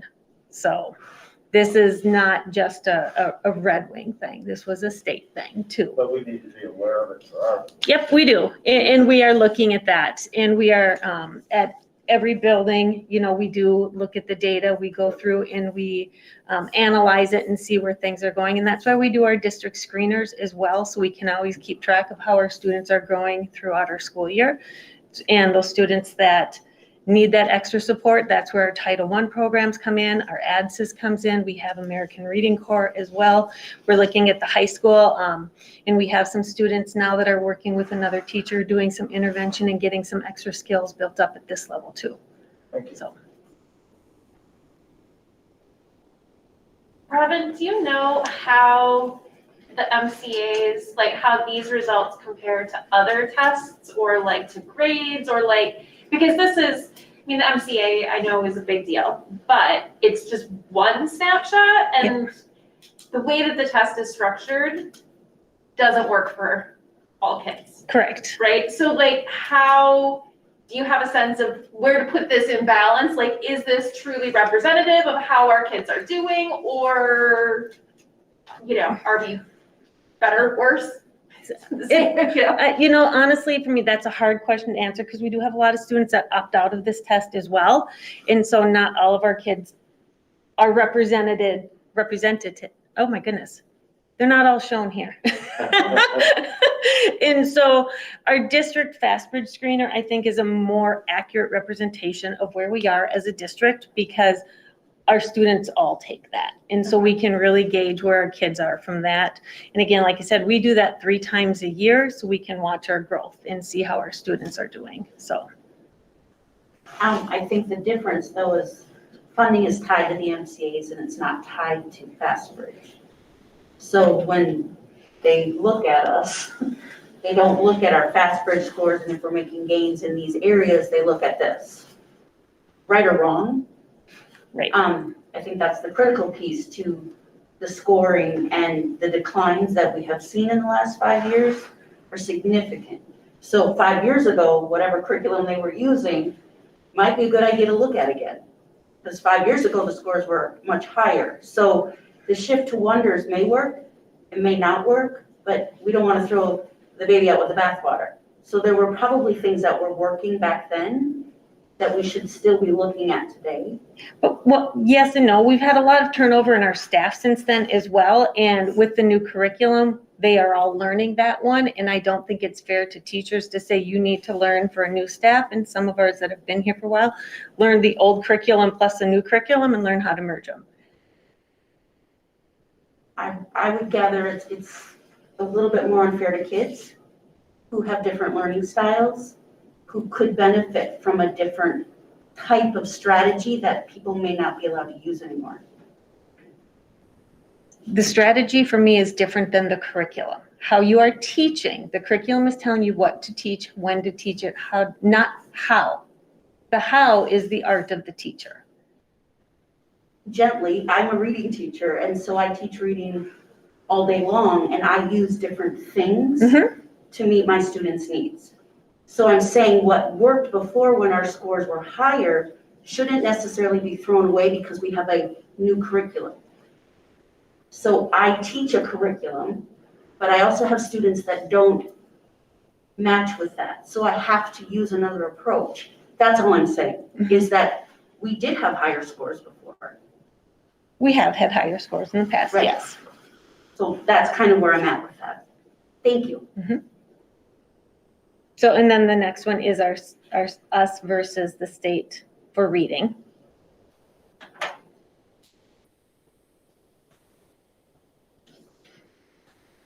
Yeah, that one, the previous slide is the one that, well, one of the slides that really concerns me. Yeah. Because you can see that we were about at the state average. By the way, I always think we should be above the state average. And then in 2019, you see a dip, and then of course, 2021, you see even a larger dip or gap. So that's something we want to look at. And of course, like you said, there are different percentages of the kids taking the test here versus statewide. I mean, they're all factors, but I do think it's something that we need to focus on. because we want our third grade reading scores to increase, Right. and math as well. Well, and I will say, you know, those that don't test, and last year we had a larger amount of students that did not take the test than in prior years.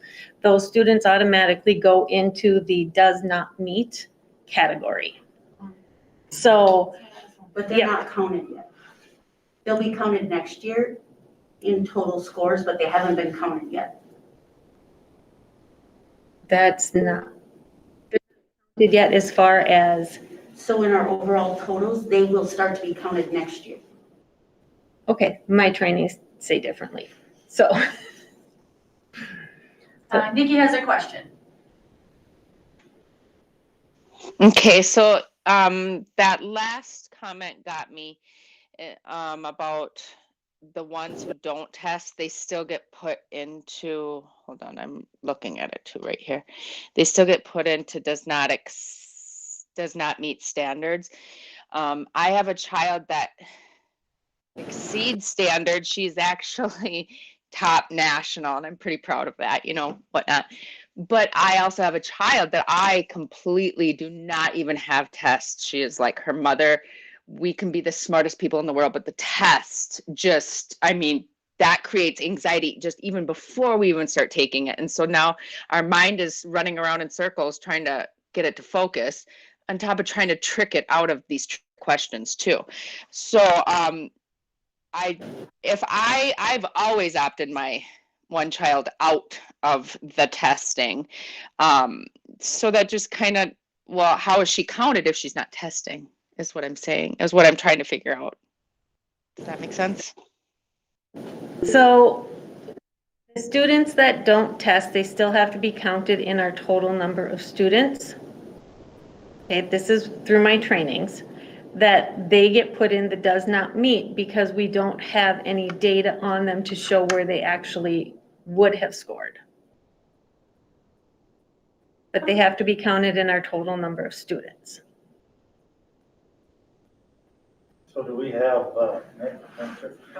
do we know the, not who, but do we know the number of students that do not test? Just shake your head. Do we know the number of students that do not meet the required? So could we take those numbers out and factor in our own? So pie chart? make our own pie chart taking out all of those kids? Kids that do not test. Correct. We could, yes. That'd be interesting to see what that is. They may be significantly different. Right. The ones that are, the only one that would be changed would be the does not exceed, does not meet. Right. Those are Right. the numbers that would, so it'd be interesting to see if those percentages, how much they do change based upon the number of students. I mean, we may think in the 100, 200s, you know, but it may only be much less than that. Right.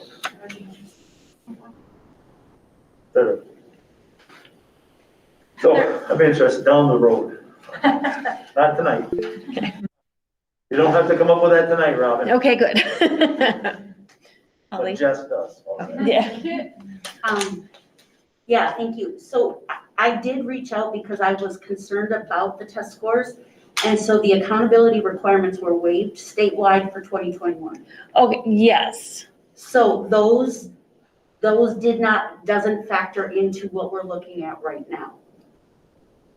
In terms of overall accountability, so the kids that didn't test didn't go into our does not meet category last year. Last year, but in 2019 they did. In 2018 they did. So just last year they did. 2021, this year. Right.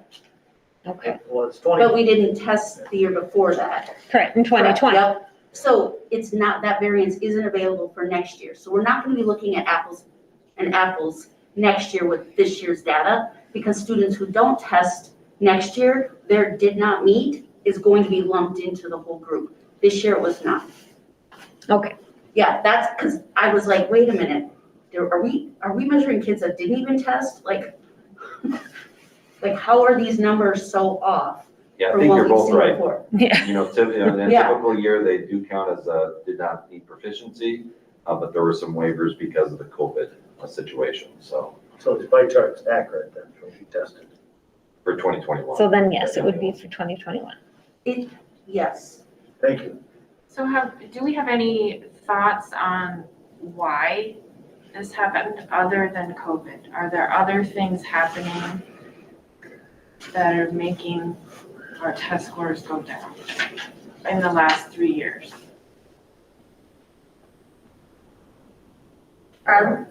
One of the things, we had a lot of discussion prior to getting the new curriculum, was our scores weren't up where people wanted. I'm going back 3, 4, 5 years and stuff.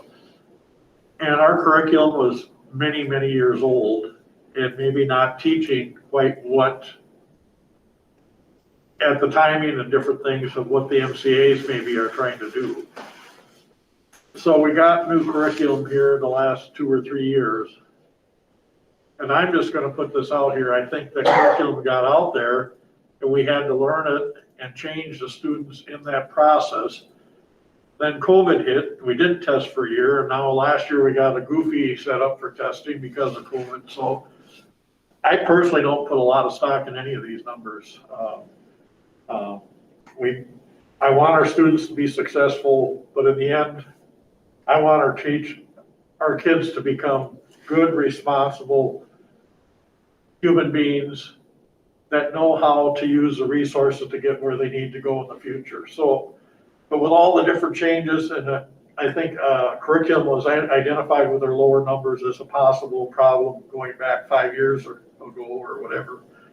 And there's been a lot of change in curriculum in the last 2 or 3 years. So, it takes time for it to catch up.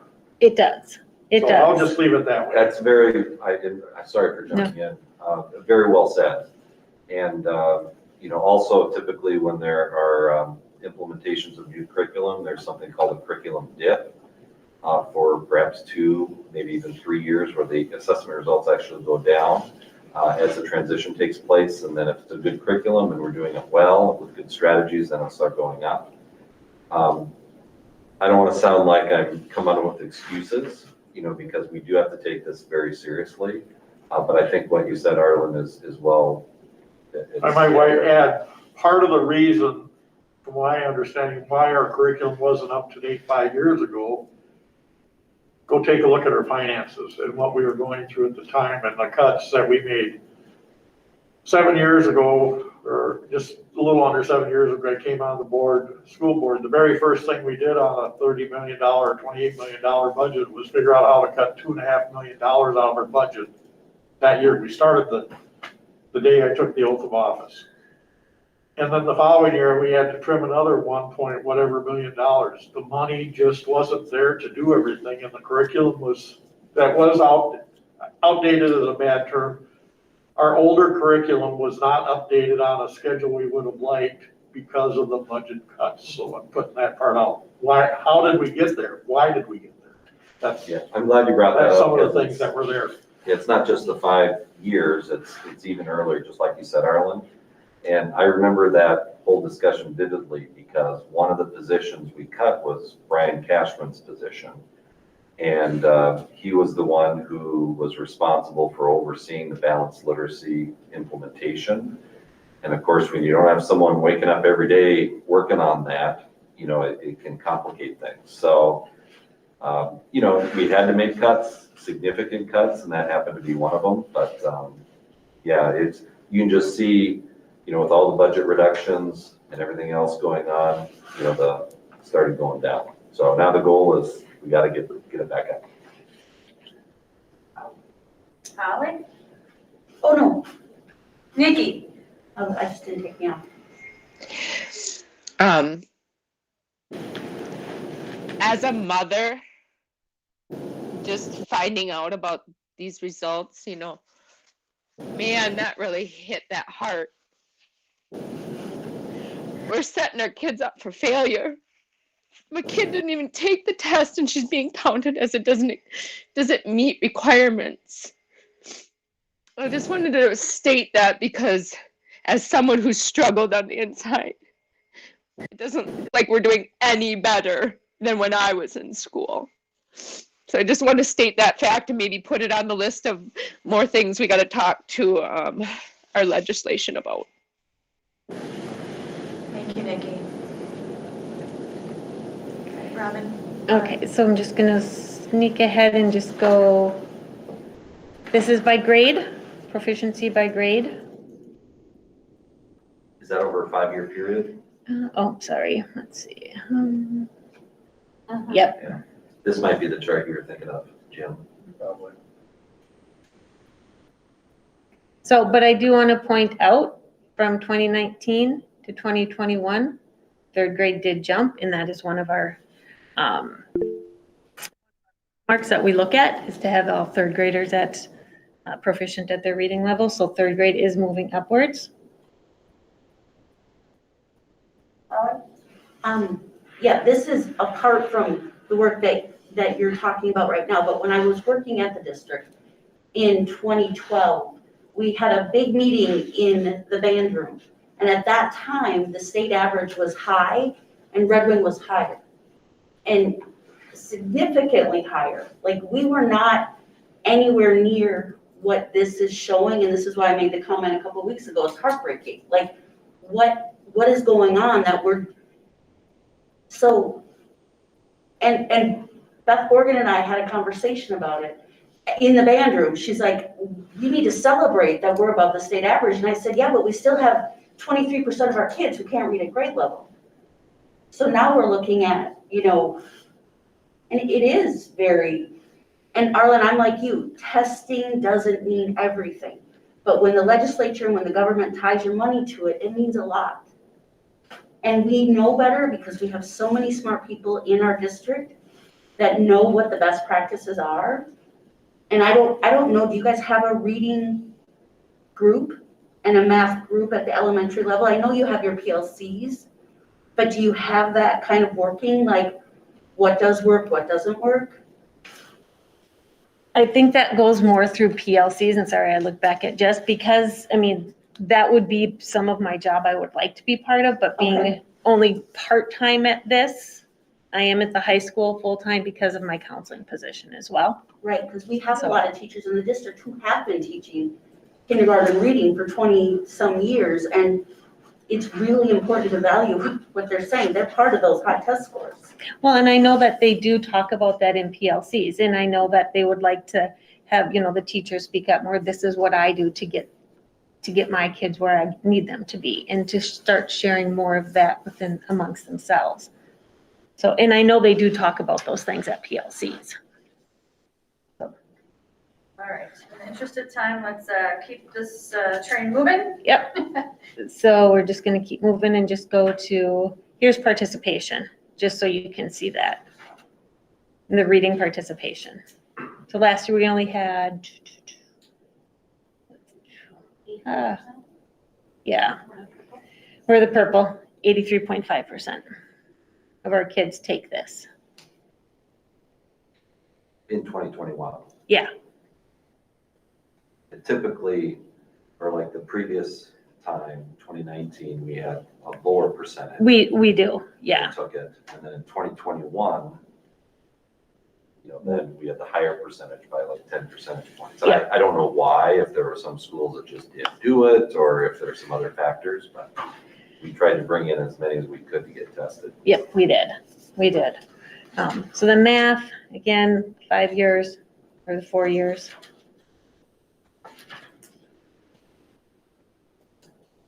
And then just where we're at. Robin, thank you for pointing out the third grade, because it looks like the same thing happened in math. Yep. They improved. That is a good indication there. And I know Holly said, this does get tied to our funding. And then, not that this excuses some of it in any ways, I do think our students take our district screeners more seriously than they do the MCA tests. So so sometimes the kids, and I've seen it myself, we just have to take it and they just go through and answer really quick and they don't do it as well as they should. So some of this I do think is pretty accurate, and some of it I think for some students in general is not, but. If I could just mention one thing though, I'm not aware of any actual funding that's tied to percentages, except for what Jackie's about to say. Okay. One small funding stream that is tied to third grade proficiency. What is the funding stream? I'm looking up the title right now, but I Okay. don't remember what it's exactly. And how much is that? One second. As they've been talking, I've been going to look it up. It's a very small amount. It's a small amount. You know, but, you know, obviously we want our kids to read. We want Yes. every child to read at grade level or beyond. So, you know, even though funding is not a significant issue with that, we need to work on our test results. Yep, we do. And we had 82% take our math test this last year. And then science, we had, I'm just gonna jump down to here. And on the science test, the reason that we have 9th grade in here for some of our science scores is because at the high school, you take the high school science when you are taking biology. And if freshmen are taking honors physical science, they have the option of taking biology as a freshman as well. And therefore, that's why we have 9th grade test, 9th grade science scores. Usually it is just this, otherwise it's the sophomores that take it, so. What do most schools have in terms of grades or grade for biology? 10th. Okay. All right. Yep. Holly, are you still Nope. raising your hand? Okay, Nope. so it's Jennifer Okay. and then Anna. Would it be possible to see the FastBridge tests and how that compares to MCA? I know it's a completely different thing, but would it be possible to see those numbers? I know, and I know it's an individual thing more than necessarily a school. Nope, I can get district-wide numbers for those as Okay. well. That would be interesting to be able to compare those. Mhm. And then also from growth from the fall to winter to spring. That's exactly what I was gonna ask. And then also to that point that, you know, then we could see, is it summer slide? Do we need to have more programs for the summer? Is it, you know, I feel like that's, would have more meaningful data in terms of where we as a district could allocate our resources better, perhaps. So I think that would be really interesting. I know that's work, but. I bet Jackie has some information for us. It is called Literacy Incentive Aid, and for Red Wing, it's $133,000. So of our $36 million general fund, it's plus the numbers. Thank you. All right, any comments, questions? Thank you, Robin. Thank you for your work. Thank you, Robin, I asked you hard questions. Nope, you're good. We grilled you pretty good. Yeah, good. Thank you for being here, for sharing those. Yes, you're That's welcome. really important stuff to look at, I think. Snapshot though, right? Snapshot. All right, next on our agenda is the school improvement plan for 21-22. And for this, we've got Jen Grove, George Nemenitz, and Jason Chose presenting. The trio. They're all virtual. Welcome. Hi there. Well,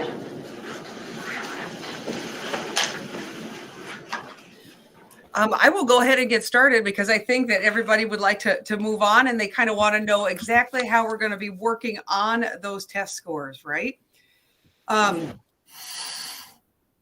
George, did you want to start with anything? No, you can go right ahead, Jen. Okay. I'll follow up. Okay, very good. Within our E6 school improvement plan, we really have 3 specific directions that we're looking at. One is to provide excellent educational opportunities to make sure that we're enhancing student learning and engagement with proven instructional strategies and technology integration. The second is to focus additional resources to focus instruction and professional growth on improving those student learning outcomes and engagement. And the third one is just to create a responsive, safe, open, and respectful environment across schools and programs. Now, we have several strategies that kind of go along with that. You've probably looked at all of those as you've looked at the plans. Things that you should know about them are that these 3 directions really kind of fit together.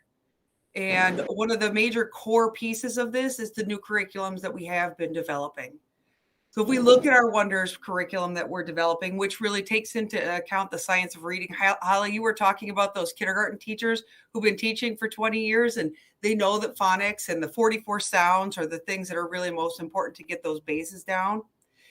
That kind of goes back to that. And what we're really working on with this is fidelity.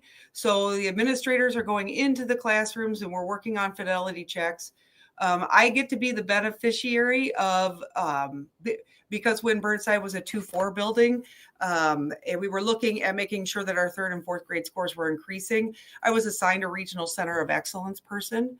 Her name is Jane Stevenson, and one of the things that she's brought to the team this year and last year was really focusing our PLC discussions. What I know is from being a part of the PLCs from the very, very beginning, like in 2009 and going out to Tower View and having those discussions, is that we had really good background, but we didn't have a lot of training to keep up with that because of turnover, because of time, those sorts of things. And in working with Jane Stevenson, what she really did was bring what's called a protocol, a problem-solving protocol to all of our PLC. It feels pretty scripted. We look at like our progress monitoring assessments for Wonders in each of our PLCs. We look at what the MyMath assessments are, and we really look at what the data says from those, and we look at what the implications can be for instruction. Hopefully what we want to do is get to the point where we talk about individual students and we talk about strategies that we're using. We have some really talented teachers here, and we really wanted them to be starting to speak up and talk about the things that they have done, what they do within their classroom, and how it could help kids. This year and last year, we've had PLCs where we've had all 8 sections of teachers there. In the future, hopefully, we'll break those down a little bit so that we can really get to the core of all of the issues and look at those standards and be teaching those. So I've been the beneficiary of Jane Stevenson, and so has the district. It just really helps her ability or her helpfulness in structuring a PLC so that we don't talk about nuts and bolts of running a classroom. We talk more about data. That has been extremely helpful. I've also been the beneficiary of an instructional coach through Goodhue County Ed District. Her name is Brenda Hauk. She has been a wonderful addition to our staff, and she is working with all 3 buildings, all K-6 buildings, through our ADSYS program and our title program, and just working with teachers who are reaching out and wanting to figure out when kids have poor scores on their MCAs or FastBridge, and we see certain substrands that need some assistance. She's done a really great job of finding interventions for those teachers and helping implement those, and helping the teacher to implement those, and then coming back and having conversations here. So I feel pretty fortunate about that.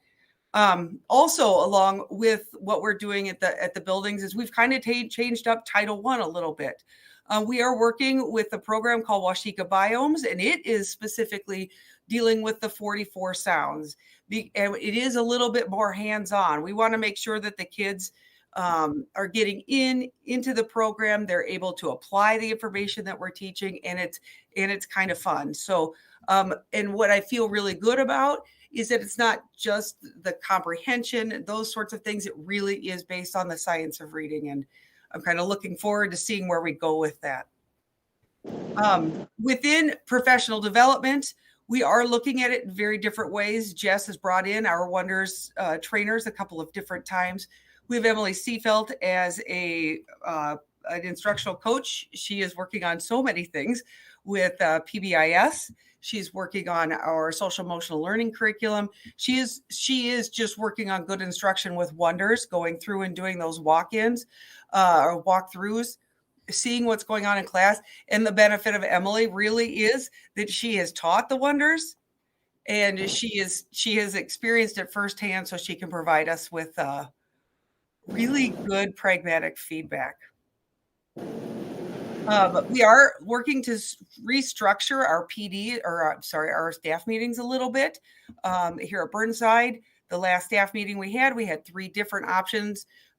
We could look at what the data dashboard for Wonders looked like. There was a discussion about how to run a small group. And and we learned a little bit about our EL materials within Wonders. And then we also did a social emotional strategy called the 2x10. And I know that Mike was doing something a little bit different for his staff meeting as well as Chris.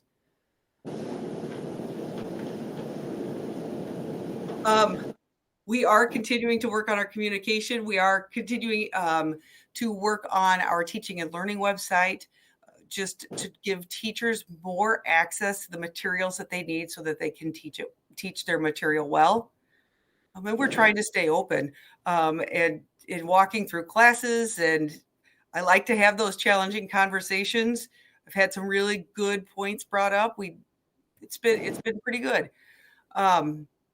We are continuing to work on creating a responsive, safe, and respectful environment across all schools, doing that by conscious discipline at the early childhood level, using PBIS at the K through 6 level. And then really another opportunity that we've been afforded this year is the Calm Classroom.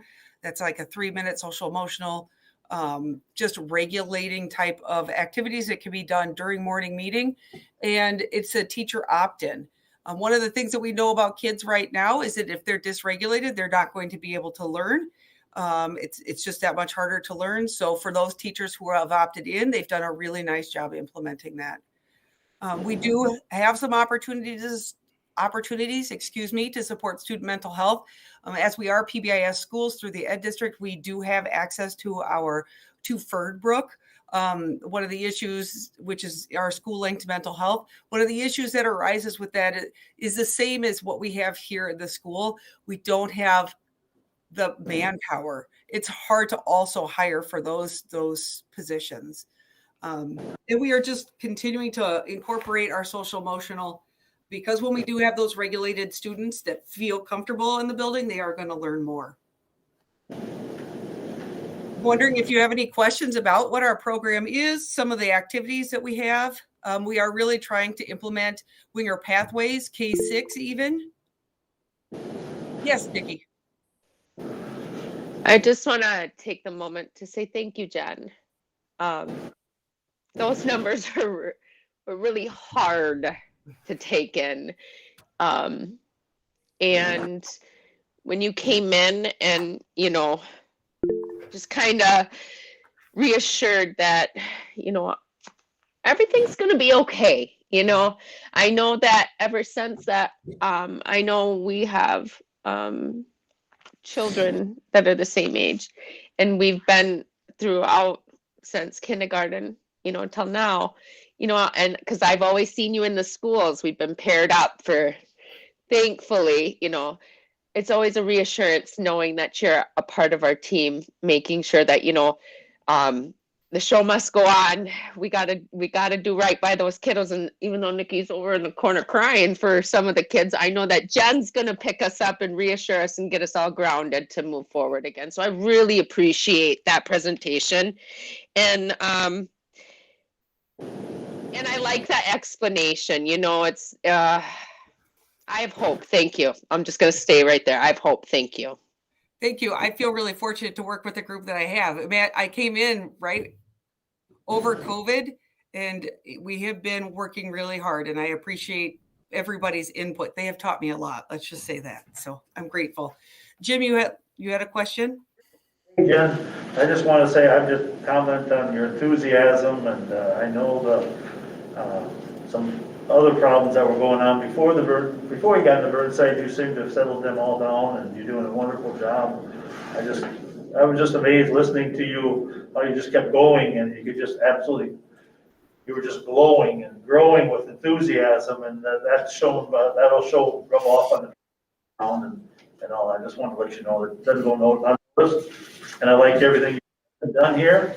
The only thing I'd probably say is, even though you're a Hawkeye fan, I think you're doing a wonderful job. I appreciate that, Jim. Thank you. I have a really great team, and I've been so appreciative. I have a great team out here at Burnside. I know you and Dave are just big Hawkeye, so no. We are big Hawkeye fans. Yep, can't help that. I don't know, Jim. Does it work that I'm also a Vikings fan? That kind of levels the playing field, right? That helps a lot. I'm sitting next to a Packer fan here, but we won't go there. But anyway, Not me. let's just say that I like what I'm hearing and I like what you're doing there, so keep it up. Thank you. Thank you. Karsten? Yeah, and just a reminder that Jen is representing elementary principals. And so it's the same or very similar school improvement plan for each of the elementary schools. So Jen presents it very well. I have one question for you, Jen. Yes. What can I or what can we do to help make this happen? That's a great question. I should have Just a asked you that. reminder that we're all responsible for all of these kids that are coming in, and that we all have a good united front. When we disagree, we don't disagree in front of the kids, but we kind of work together for things. I think also just to continue to put learning at the forefront of this, knowing that there are going to be different strategies that are used by different teachers, and to have patience. We have teachers that have worked so hard this year, and earlier we were speaking about what teacher burnout looked like. Our teachers here want to do a good job, and they want to do it right. And so patience is really one of those things that we continue to need. Thank you, Jen. We appreciate your time and your report. Thank you. Great work, and everybody, I know that takes a huge group effort, and thank you. Thank you. And words, yes. Thanks, Jen. Mr. Eminich. Okay. Well, I'll talk about what we're doing at the secondary level. We really kind of a three-pronged approach here, like the elementary. Similar in the PLC sense, although I think we maybe just a tad bit behind the elementary. We started the scripted protocol, you might say, of the PLC Atlas protocol approach this year. This fall, we put that into place. That was one of the things we discussed over the summer with our site team, and putting that into place. So that's started here at the high school. Just as Jen mentioned, that it's scripted at the elementary, but that can be a good thing. I think it's good also at the high school, secondary level as well, and because it gives us kind of a step-by-step approach, so we can use data to kind of drive our decision making on instructional practice, which is really the key to improvement. And so when we want to talk about how do we improve our scores and things like that,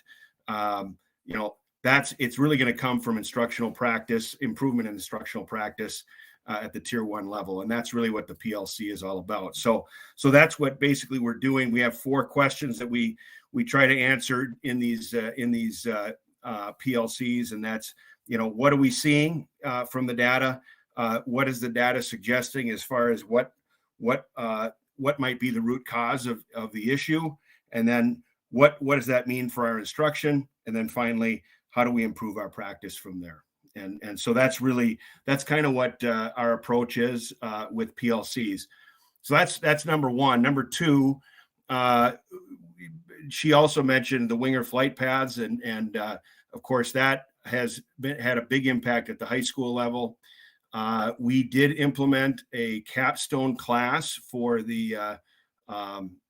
for our students.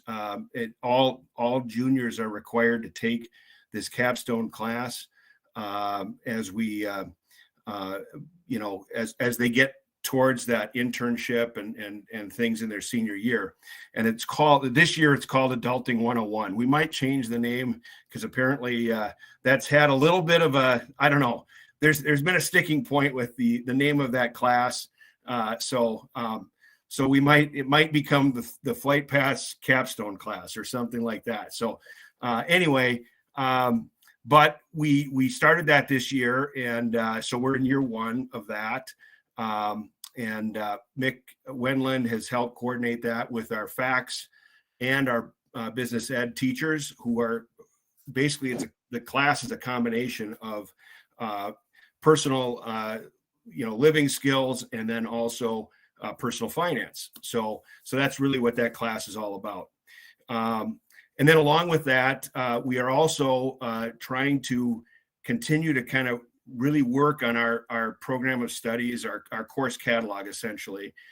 So that's another part of that flight path focus. And really what we need to do, and those of you who have students at the high school and or even middle school students, you'll notice that our program of studies over the years has ballooned into this huge document, which is super thick and somewhat cumbersome to go through. So that's one of our focuses this year, is to try to continue to pare that down. We did it last year a little bit. Now we're continuing to do that again, and try to get our classes into a little bit more focus, so that as students go through, particularly at the 9-12 level, as they get into those credit bearing years, that the classes are they have the ability to take the classes when they want, and then have kind of a smooth transition from one class to the next. So that's really one of our big focuses this year too, as well. And then the final thing, the third thing, is something called standards-based grading. And this is a little bit more of an equity goal for us. We're looking at trying to maybe look at a way we can continue to, we have had at the secondary level kind of an increasing level of failing grades. Now, I will say over the past year and a half has not helped that. It's been, as we all know, and I know there's been a ton of discussion on that, so that's been part of the issue. But we also recognize that some of our grading practices may be causing some of our issues, and so we're going to take a look at the approach called standards-based grading, and we're doing that right now with our site team. And then once we've kind of worked through things with our site team, we're going to bring it to the general staff as well. But one of our approaches is that we would like to have some of our staff in the second semester start using some of the approaches of standards-based grading in their classroom. Now, basically what standards-based grading is we're looking at using summative assessments as the guide for really the only guide for the grade, and that the instead of using a cumulative effect of homework and quizzes and tests and just basically it's almost, a lot of our grading practices are based on work completion, and it doesn't necessarily measure the learning that's taking place. And so that's what we want to get to. That's really truly the importance of the grade is what did the student learn? And that's really what we want to focus on. And that's what our standards-based grading tends to have a little bit more of a focus on that. And so that's why we want to take a look at that approach. So that's kind of the third thing we're looking at as far as our school improvement goals go. Anybody have any questions on that? Holly? Yep. Thank you, George. That's super interesting, because where I teach, we've been doing standards-based grading for about the last 8 years. And I didn't know if it was successful or not, but it seems to kind of be the way people are going. And it sounds like all high schools are now going to be moving to standards-based, whereas before they were not. So in the design that you're looking at, does that mean you would eliminate D's and F's? So that's a good question. There's a lot of different approaches to it, and I don't know if we're at that point where we can make a decision about totally eliminating that. Some schools go whole hog 100% just based on the summative assessment. Some schools go 80% summative, 20% with the homework. So yeah, that's a good question. As far as the D's and F's go, that's another question we'll have to kind of answer as we're moving forward, because a lot of schools do things a little bit differently, and we'll have to pick what's best for us. But But one of the other aspects of standards-based grading, and we do this, I know our teachers already do this to a great degree, is allowing students to retake assessments. And I think that's for mastery, right? Because that ultimately is the goal. And so how we do that may have an impact on what type of grading system we'll use moving forward. So yeah, we're not quite at that point, but but that is something we'll have to take a look at as we get into this more. So for sure. Monumental shift going Yes. from class because you actually don't know the material to you failed the class. Well, I turned in all my homework, but was it yours? Or you're not a good test taker. You know, there's all those things to take in. You mentioned that you're combining some of the classes in the program of studies. Yes. You're taking some things out. What is your approach on what you take out and what you leave in? Where are you getting that map from? Okay, so good question. Basically, we've gone to the departments with Mick Wendland's done a lot of helped me a lot with this fall, but we've gone to the departments and basically asked them, okay, what are things that we can eliminate or what you feel we don't need right now? Because there are classes that we have offered in the program of studies that I don't think kids have taken in about 5 years. So those are kind of the things we need to kind of eliminate. And I think that's those, that type of class is going to probably be eliminated. There are some programs that are different subject areas that have said, hey, we'd really like to offer this. And then our response back has been, well, okay, if we do that, what are we going to maybe eliminate? Because we can't always offer everything that it just becomes very difficult. That's how we end up with a ton of singleton classes, which is partly why, and I know this discussion came up at the last meeting, but somebody was asking why our class sizes so variant? Like we have 19 in one class, but then we got 35, 37 in another. Part of that is that whole singleton problem that we end up with. So that's part of what we're looking at. But that's kind of the process we've started with. To answer your question, is this fall we've kind of gone to the departments and said, hey, look, what do you got here? And then we'll take a look at it. We're in the process of kind of taking a look at that right now, and then we'll sift through some of that information, and then we're going to make some more decisions about the course catalog, so that once we get into that early February area, then we'll have a pretty good idea of what we can offer, and we'll have a nice course catalog set out for our students and parents to look at. Well, I really applaud you for moving us in that direction. Yeah, well, thanks. I mean, it's been, believe me, I was a parent going through that doggone thing a couple of years ago. So, I mean, it's not easy, but what's great is we've got a lot of class choice, right? But we do have to kind of make it a little more streamlined, just so that for our own sake, for the flight path's sake, for that to be successful as well. We just need to streamline it. Well, my last question about the classes, when you mentioned that, was a lot of talk around taking us out of tracking systems at the high school level. In terms of remedial, in terms of, your general population of kids that just go through, regular biology, regular algebra, right? And then advanced everything. So where's Red Wing in that dichotomy of how we see our students? Are we still tracking to a high degree, or are we looking to eliminate tracking? I just know that's the buzz, and that's one thing that we're discussing. Yeah, no, that's a good question. So yeah, we are looking at moving in a direction where we're not having that type of a breakdown, and basically our general class will have our students there, but the idea is giving every student in every one of those classes an opportunity to do more than exceed. There will be a track to exceed within the classroom, but it will be where everybody will still be in that classroom. So it gives the students the opportunity still to do. Let's say they're in an honors track. They still have that opportunity to do the honors work, but they'll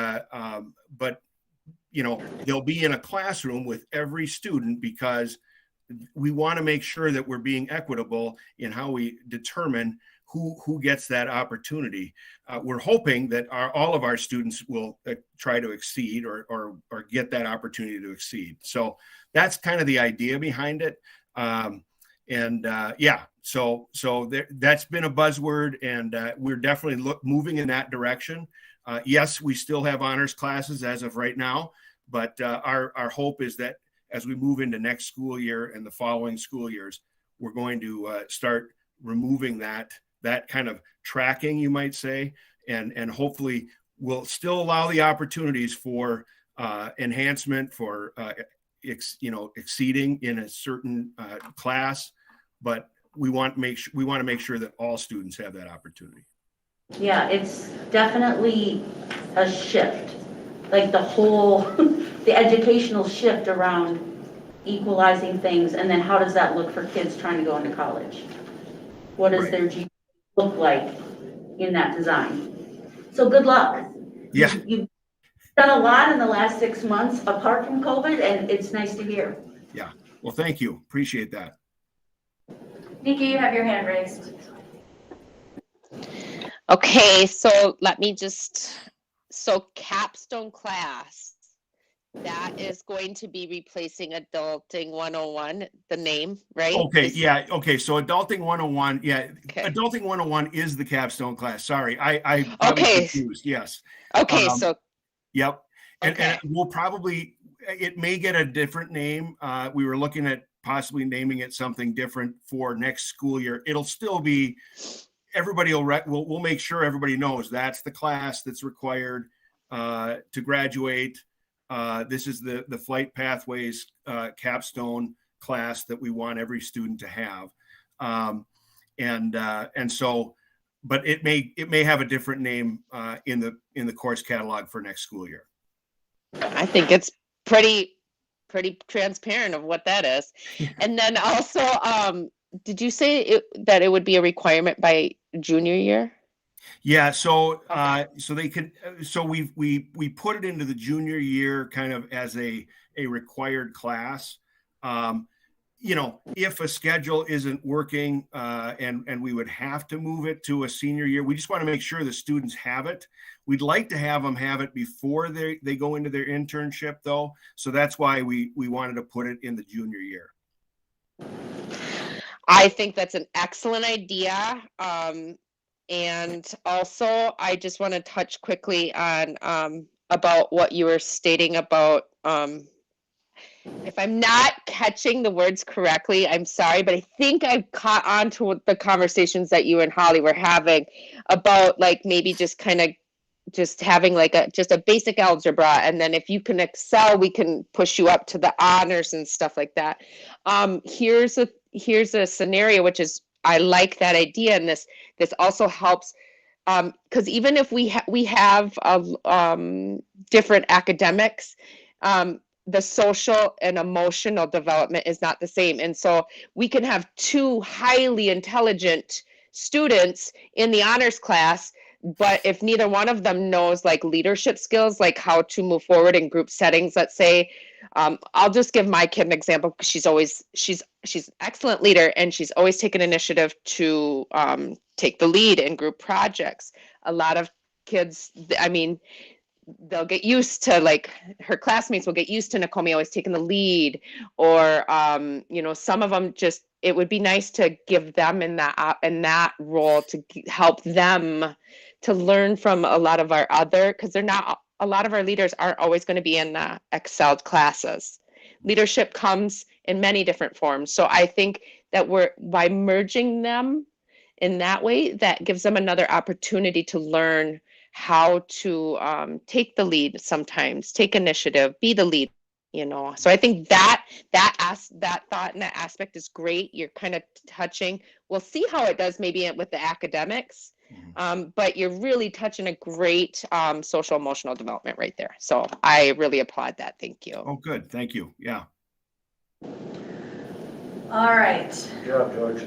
Thank you, George, for, Thanks. appreciate it. It's nice to see you. Good to see you too. All right. We'll keep moving along here. Funding sources. We have two more things left on our agenda. So funding That's one of sources and world's best workforce. Jess is last on the agenda. Sorry, Jess. Sorry, Jess, I tried to help you. All right, you do have, I'm going to share the PowerPoint just so the people in the public can see it, but it is in your packet as well. This is just an update on all our COVID funds, which really does tie into it, as a lot of these funds are tied to learning recovery and learning readiness. So we have all of these funds here available to us for this school year. We have the ESSER 3 general allocation, which is about 1.6, just shy of 1.7 million. The ESSER 3 portion that is set aside for learning recovery. The emergency connectivity fund, some funds for COVID testing, the American Rescue Plan set aside for homeless children and youth, ESSER 3 for lost instructional time, and ESSER 3 for pandemic enrollment loss. So in the general allocation, again, we have 1.6 million available. Our application is still pending approval, and we need to spend it by 9/30 of 2024. Some allowable uses as the application stated, and these are a lot of the state's priority areas. So you'll see these themes repeated throughout the applications: full service community schools, community partnerships, neighborhood programs, expanded access to tutoring, MTSS or multi-tiered systems of support. And I'm sure the ladies behind me can correct me if I got that wrong. Student support personnel, expanding or adding vocational programming for students with disabilities, expanding access to voluntary pre-K and school readiness, grow your own, which is a grow your own teacher program, and teacher mentoring programs. It just keeps going on. Educator career pathways, family engagement models, expand language access, expand rigorous coursework, staff for smaller class sizes and or staff for interventions, ethnic studies, indigenous education, hands-on learning opportunities, including field trips, out-of-school learning opportunities, kindergarten entry profile, and other local needs. Scroll up. Scroll up. Because you said it just keeps going on, so I was looking for the list. Yep, so this is the whole list. Both of these slides is the list. We don't see this. We haven't seen the second slide yet. Oh, We're just seeing what happened? First. Sounded good. But Yeah. Yeah, I lost my sharing. Hang on. I hit something somewhere. Oh, I lost my internet Uh-oh.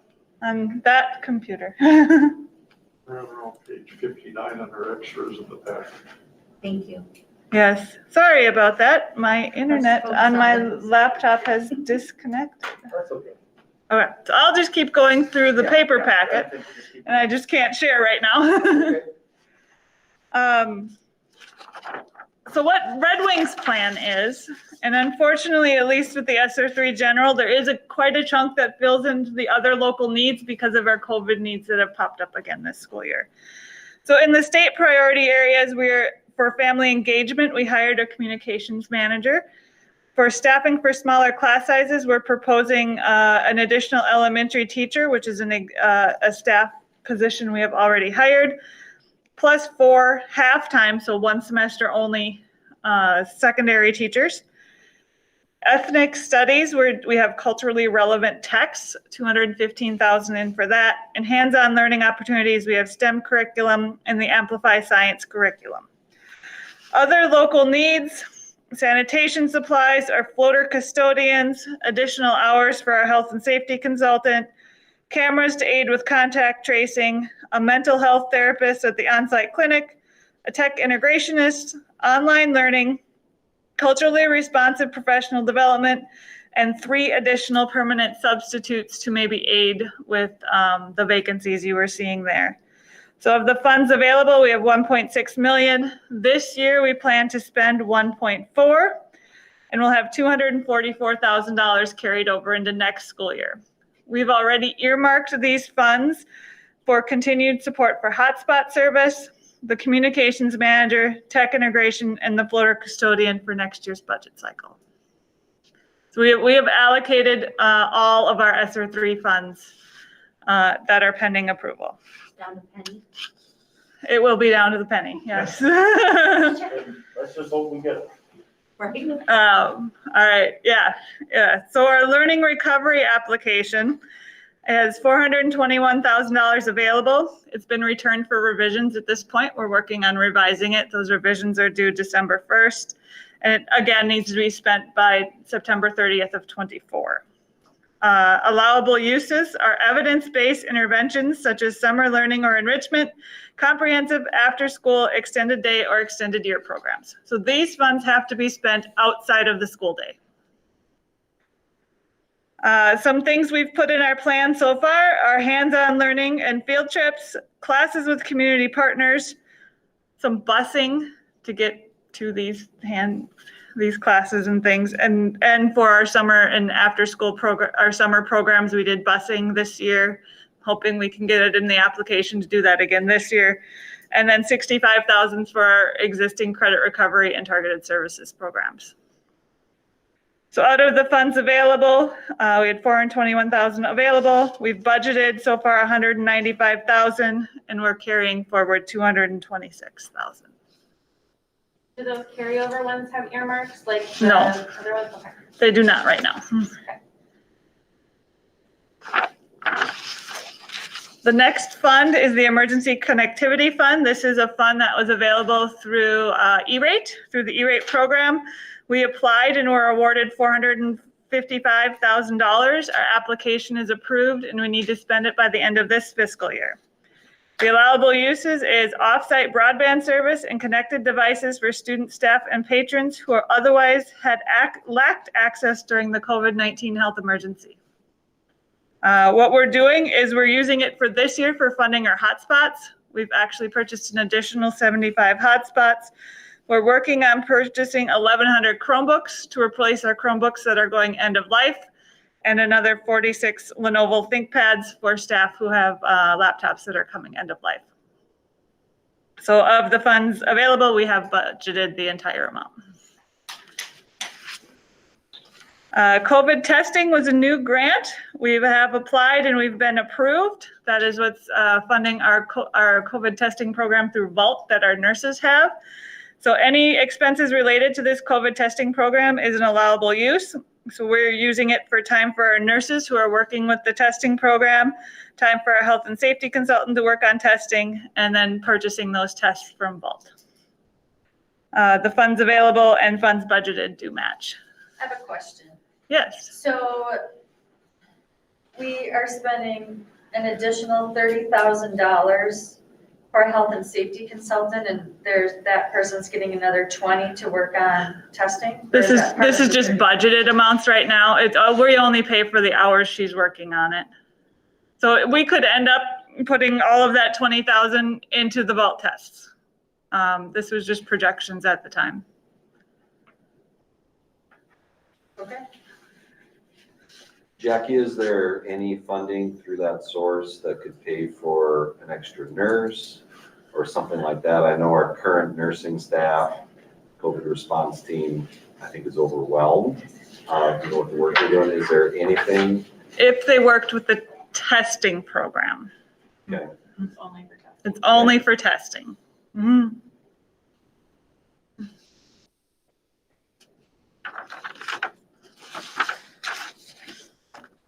The next grant is the American Rescue Plan Homeless Children and Youth.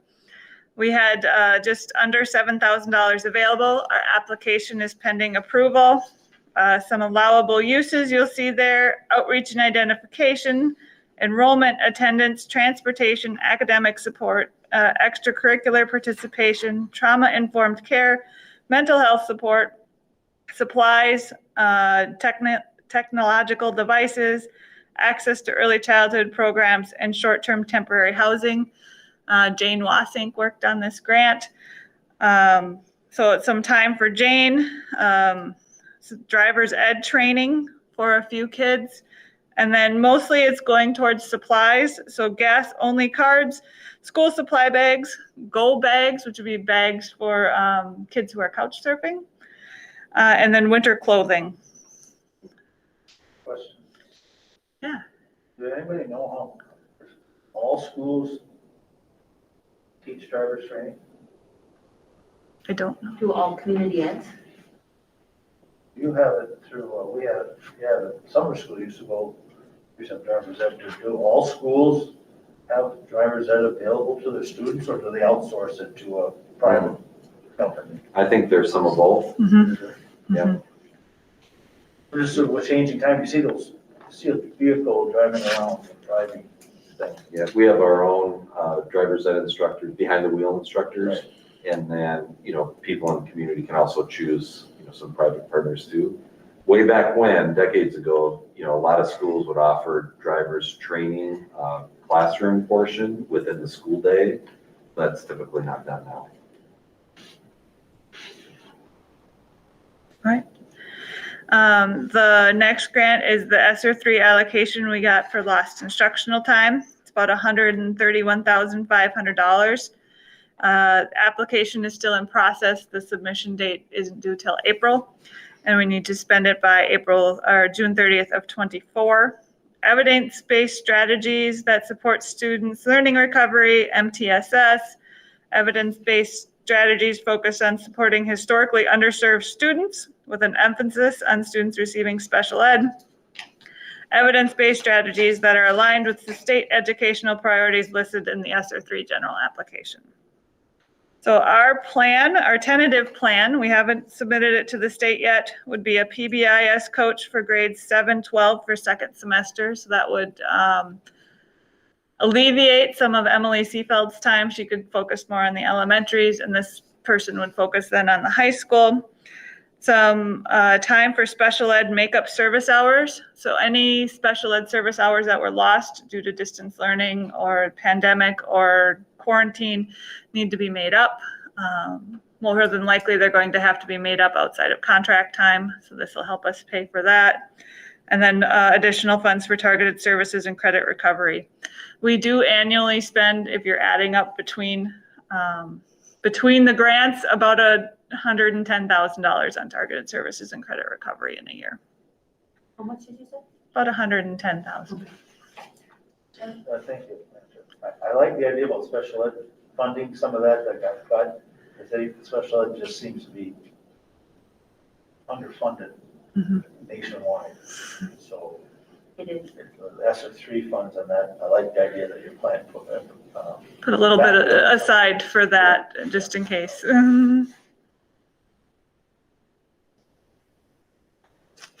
All right, again, we have, that is fully budgeted. I believe the last one I have on here is the ESSER 3 for pandemic enrollment loss.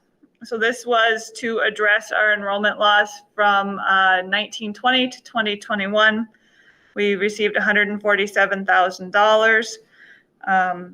What I was not so pleased with was that they put restrictions on how we can spend it, because it was supposed to be replacing aid we were going to receive for students. But the allowable uses for this aid is new, expanded, or enhanced early learning services, educational and evidence-based services to address learning loss and academic needs for students, services to address social, emotional, and mental health needs, and professional development and staff training necessary to implement the strategies. So the ESSER 3 enrollment loss plan would be to perhaps fund our high school counselor we just hired for half a year. That'll help alleviate our general fund a little bit. The portion of the PBIS coach, Emily Seefeld, that is not funded currently by Title II, a social worker for second semester, and an additional student monitor. The social worker and student monitor would be new positions.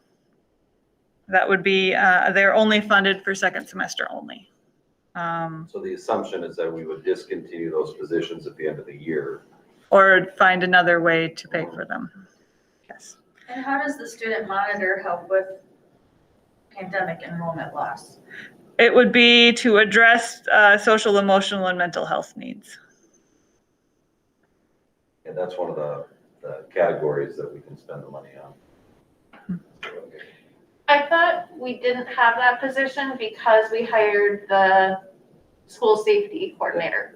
This position would be placed at Sunnyside. Yep, it'd be an elementary position. Okay. So we've looked at the different student behavioral issues throughout the district. And right now, Sunnyside is the place where we have the biggest need. And so we're hoping to add that student monitor just for a semester to get us through the year. Thank you. Yeah. No, we're still waiting on that 1.6, the hearing. But I think if I added up in my head real quick, about $3 million or so. There's a lot of, that you presented tonight. yes, there is a lot of money and it is all still pending approval. It's all been approved? Well, not all pending approval. The emergency connectivity fund's been approved and the COVID testing grant are the only, out of all the grants I am presenting, are the only ones that have been fully approved so far. You just shoot us an email like, approved. Wait, we could include that on the finance committee agenda. We won't meet again until January. Until January. So put it in administrative report. Yeah, that's Yeah. what we'll do. Yep. The other two grants I included in here at the end are some discretionary grants Community Ed did receive, and those are approved as well. A summer preschool grant. We did run one session of summer preschool off of this grant last year. We'll run another one this year to expend down the whole $38,400. And then we just received a grant to expand adult basic ed. Thank you. Thank you. Any questions for Jackie? This is a lot of information. My head's spinning. but- This is a lot of grants we've been working on. It's a lot of work. Yes. And I will say, it's not just Jackie doing that in her office. She reaches out to the different stakeholders and receives a lot of feedback from people as we kind of finalize the grant Yes. request. Yes, I am no expert in all of these areas, but we do have many on staff. And just, sorry, Arlen, you'd asked a question about how we can help find substitutes. You know, this is a big part of it because in one of the pots, it's those 3 permanent subs. So we pay them a higher rate and then we're having them come on a daily basis so that we can cover some of those needs. Doesn't address everything, but it's a part. Good. Thank you. All right, thank you. Thank you, Jackie. Last up is Ms. Jess Whitcomb, Director of Teaching and Learning. She's going to talk about World's Best Workforce. Wrap us up for the Got evening. about 5 minutes, I think. 3 to 5. Let's see. I hope this one doesn't First, die. we got the part of the drive and put you on blast. Kids are sleeping, so I'm good. All right. I'm gonna just present and hope my computer does that for me.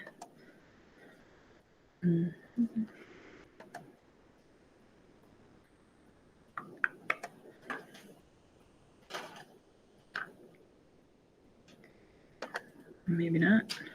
So this is also in your packet, the last one. Window, maybe. There it is. Okay, for the public as well.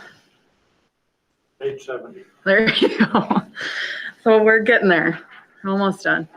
All right. So really, I'm guessing the reason that I was last is because the World's Best Workforce kind of puts all of what you saw tonight into one big document to say this is how we're moving forward based on the results you saw, based on what funding we have, based on the strategies that have come from our different committees and all of our stakeholders, and all come into this one document. So there's a lot of work behind this one document, and I really like actually how this was set up. So everything's kind of all in one, and you saw the process.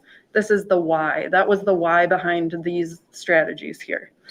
So as we keep going, this is just what needs to be included in every World's Best Workforce plan. So when this is presented to you all for your approval, it'll look the same. These are the, for statute, we have to put in, these are the people that were included in this. What are the 5 broad goals that they give us? All children ready for school, the 3rd grade reading level, the racial and economic achievement gaps closed, students ready for college and career ready, and then graduating high school. The timelines here, how do we kind of do this? This is how every district does this. I've been really thankful to be part of the Big 9 teaching and learning committee that kind of gets together with the teaching and learning directors, and they've been a really great support system. And I've learned about how they do things and how we do things, so that's been very helpful. The equitable access, who's included in the equitable access data and when do these occur? This is always when we're putting together the World's Best Workforce. This hasn't really changed.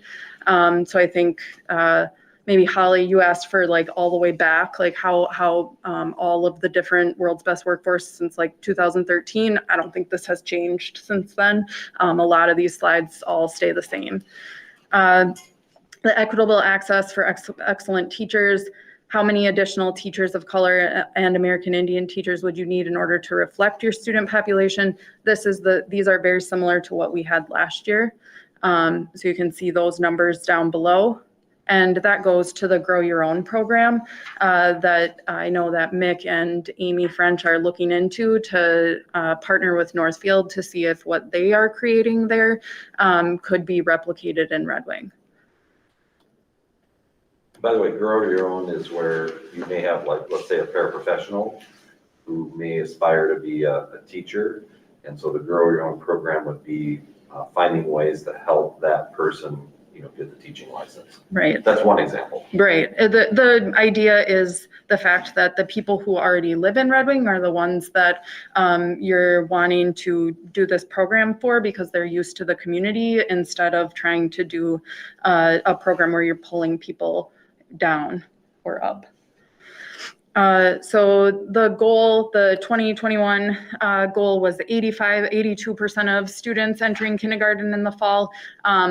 We did not complete the KSEP in 2021, which would have been the fall, but we actually are changing the marker that we're using. It's developmental milestones. It's with our Fast Bridge program. We already get it. And it's much more comprehensive. It also is longer for teachers. That is one of the things that we heard from teachers is that it took a lot of time. So I know that Robin's talking with teachers and getting some feedback on how we maybe make that better and can improve on that for next year. But one of the things, the strategies that we're still working on is the partnership with childcare providers in the surrounding area, because this marker really is marking what happens before they come into the schools. And so because they take it in the fall when they walk into our school buildings. So the strategies that we're doing are actually the before they come into the schools. So continued collaboration with Colville Family Center and the kindergarten principals, just knowing the kids that are coming in, about 40% of our kids go to Colville. So you're not getting all of them, but you are getting a large chunk. So that collaboration, Colville teachers are participating in PLCs, just like all of our teachers, and using that Atlas protocol. Brittany is implementing the creative curriculum and the TS Gold assessment. It's a new curriculum that they're going full in this year and getting a lot of professional development around that. I think probably the largest impact is this improve the conscious discipline professional development with a partnership with Kids Junction. So Brittany applied for a grant to say, let's do training on conscious discipline, not only for our staff, but for our Kids Junction staff, and kind of expand that to the community, which I think is a really high leverage practice. And then increasing partnerships with community organizations, for example, Head Start, and then also always wanting to reach out to any community organizations that are wanting to increase their partnership with the schools. And then wait until the end, or do you want to ask questions as we go here? Any questions so far? No? So the question that is mandated is, are all students ready for school? But how you measure that, we can decide that. That's where you can choose those. I would say the kindergarten one is probably where you have the most flexibility. Like they're going to want the MCA for reading.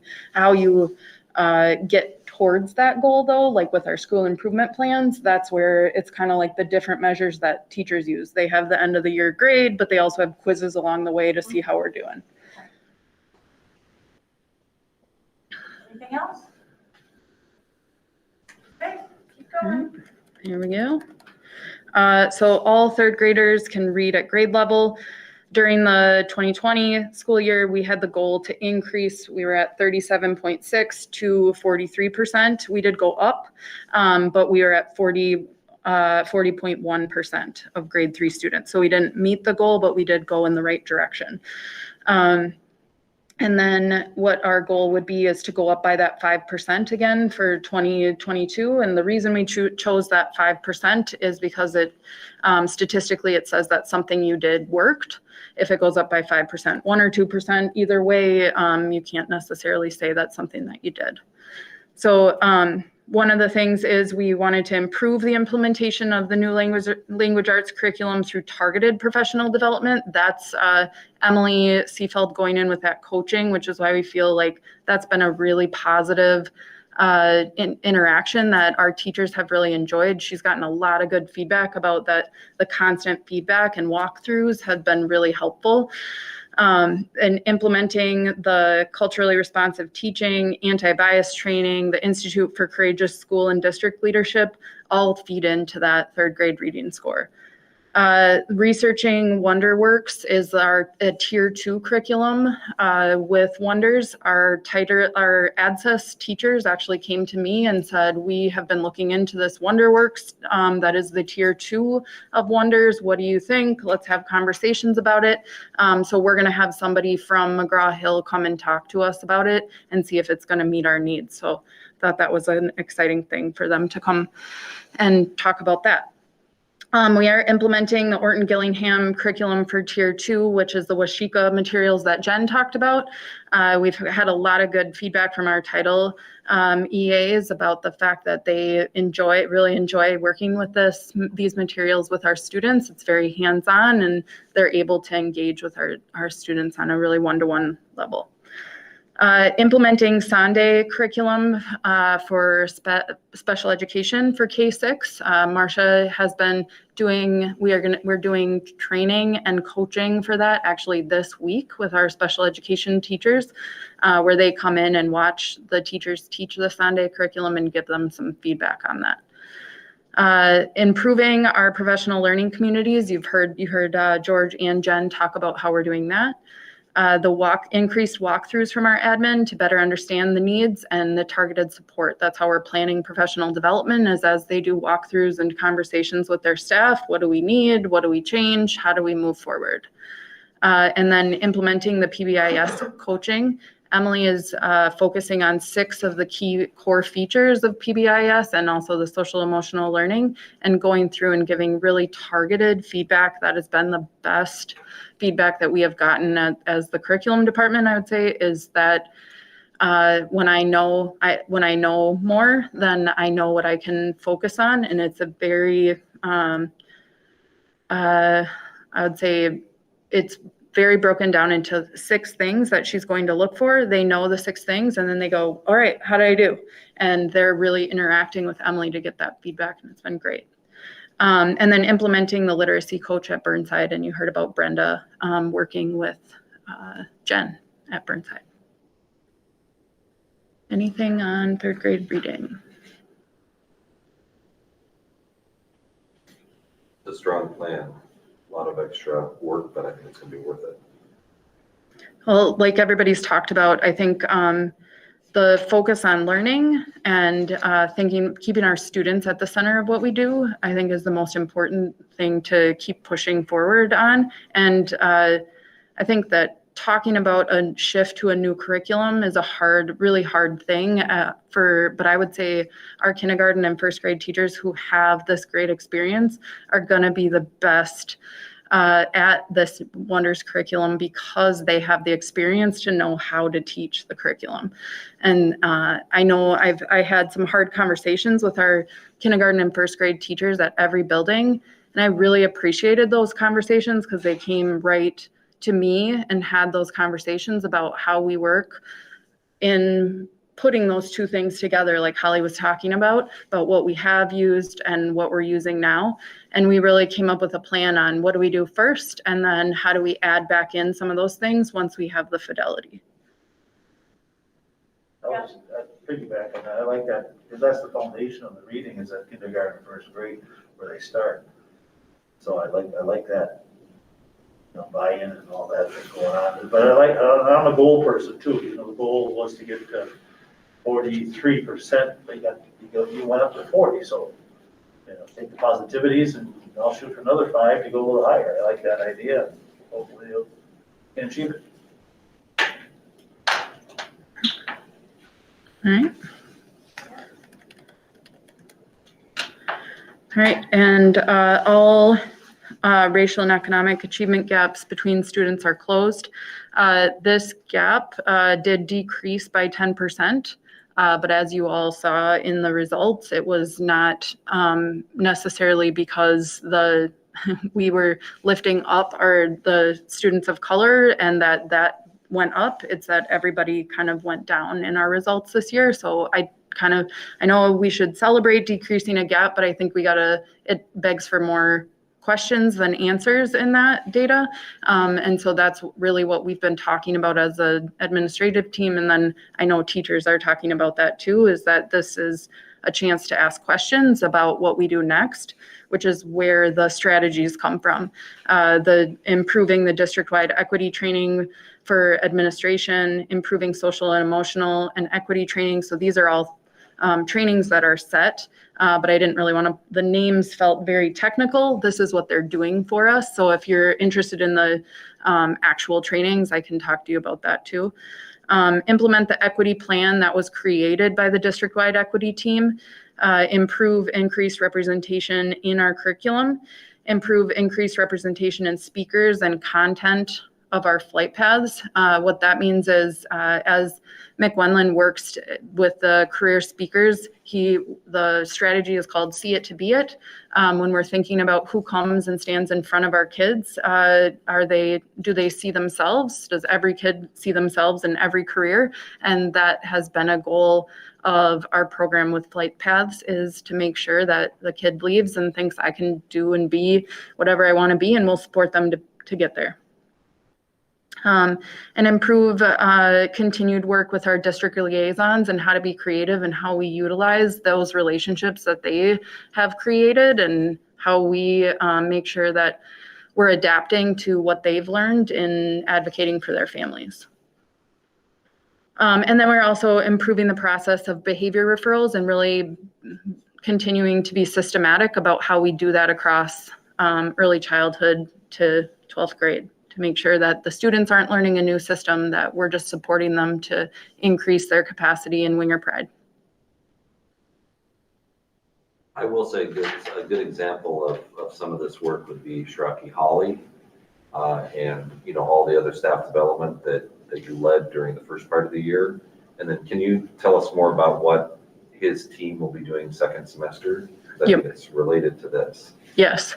So Shiraki Holly and his team actually will do 3 separate trainings in February. And what that will be is one for our paraprofessionals that's really targeted towards them, because that was some of the feedback that they really enjoyed, the professional development that was targeted towards them.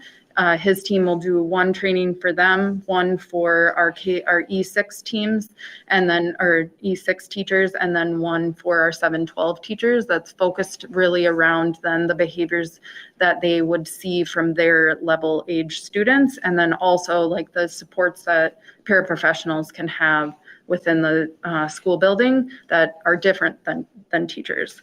Then their next step, that would be our last full group. And then the next step would be going to start our coaching cycles, which I'm hoping that if those ESSER funds approved, those building subs could be helpful in this work with coaching, because with the partnerships, talking to other school districts, when they have worked with Cherokee Holly, what they said is the content was really great, but they would go in, do the half-hour observation, but then what they want to do is pull the teacher and say like, okay, here's the 15-minute feedback quick, and then we go to the next teacher. Well, that space of how do we do that well without having somebody else to quick go in and cover the class, is where it kind of fell apart in other districts. And they said, if you can do that, if you can find a way to do it in a really positive way that isn't something else for teachers, it's actually during their school day where they're getting coached, that's one of the things that they said to me. If you can get that done, we think it'll be really positive. So there would be 10 teachers per building per cycle. So we have signed up for 2 cycles. So it would be 20 teachers per building by the end of the year. What Cherokee Holly said to me is, he said, don't schedule me during snowstorms.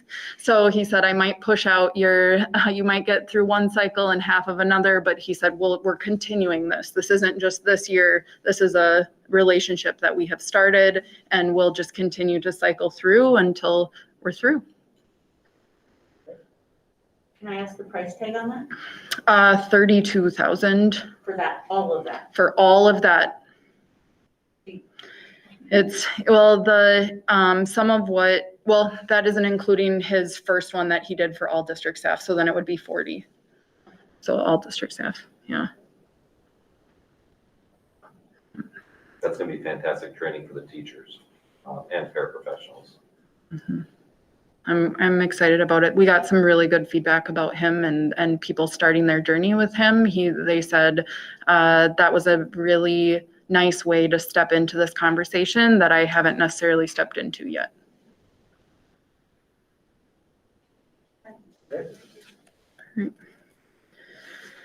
So this is the all students are ready for college and career. This would be another, I would say, marker that they haven't necessarily drilled down into what they want us to use. What we are using is how many students will have completed a wing or flight path. And Mick gave me the numbers. This is definitely increasing. We kind of threw out 75% because we didn't have a baseline. So this is our baseline, but he did go back before we had talked about flight paths because Mick is super excited about where are we tracking. So before this, it was about, I can get you guys exact numbers, but it was about 175, and then it was 185. When we started talking about it, it was 215. So it did show that students are choosing their classes based on their interest right now. And we do want to be really clear about, you're not tracking them, you're having them a goal to shoot for. And if you get to the end and go, that's not what I want to do, that's okay. All right, so all of this kind of goes around the improving wing or flight paths to guide the selection of courses. It's the work that we're doing to guide the course selections. And I think to Holly's question too earlier about which courses do we keep, which ones do we leave out, we talked about how do we talk about that with 6th grade courses and flight paths and how it all leads into one. I think Shakopee Public Schools did a good job of planning that from 6th grade up.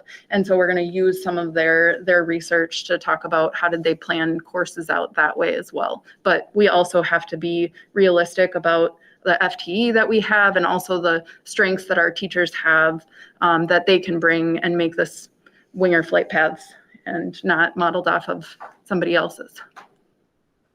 And then implementing the Knobelsdorf partnership, they have really made an investment in our community and then the surrounding communities through not only a book in kindergarten and career awareness in kindergarten, but then helping us pay for OSHA certification for our students, and then also a toolkit that everybody leaves with as a senior. We're working with them to implement possibly something in 4th grade and 6th grade as well for next year. They're really open to Megan Raymaker has been really great about meeting with us and saying what works for Red Wing, because we're kind of modeling what we're doing off of what you guys are doing here with Flight Paths. So it's been really great to partner with her. And then improving the Winger Flight Paths course for 8th graders. So we make sure that all 16 career circles are really represented in that course, and how do we do that in a really real way. And then implementing Wonders alignment to career awareness activities. Mick Wenland's been working with the questions, the essential questions that the kids use each week or every other week in Wonders would be, say, how does my school work, or something like that. How do I work within my school? And then what Mick will do is he will do a 3-minute lesson that teachers can use, K-6, throughout the week, to say, here are some of the careers that are in your school building that you might not even know exist. And so that same, those see it to be it conversation happens through the photos and the careers that he brings in, so that it's like hitting them from a different side of that conversation, because that essential question they'll talk about for the whole week or the full 2 weeks. So I think that's, he just started that a couple of weeks ago, and we'll do that until the end of the year with teacher feedback to see how's that going. Is it too high of the level? Where are we at? So it's a pilot that we're doing. And then the Winger Flight Paths capstone, or the Adulting 101. Questions on those?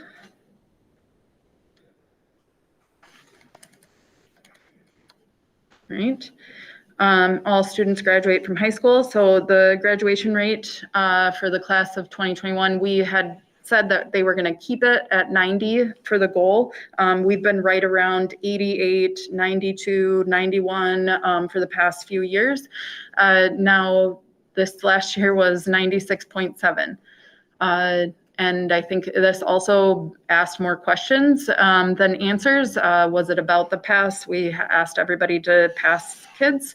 Was it about that? There were a lot of questions when this number came out. We did it a couple times, 3, 4, 5, 10 times.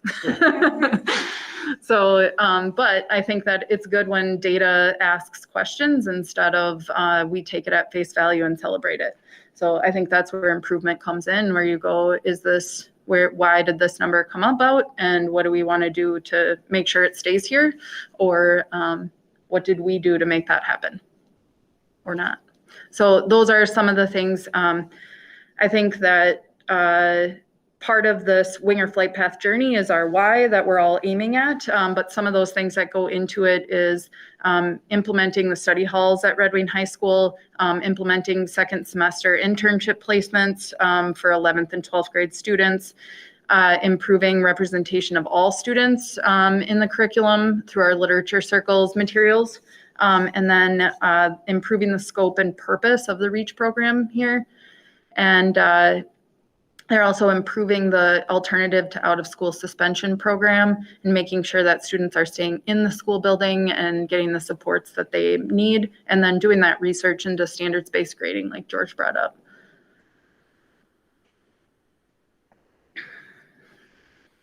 Oh, questions? Yeah, was it 4-year graduation rates? 5-year, 6-year?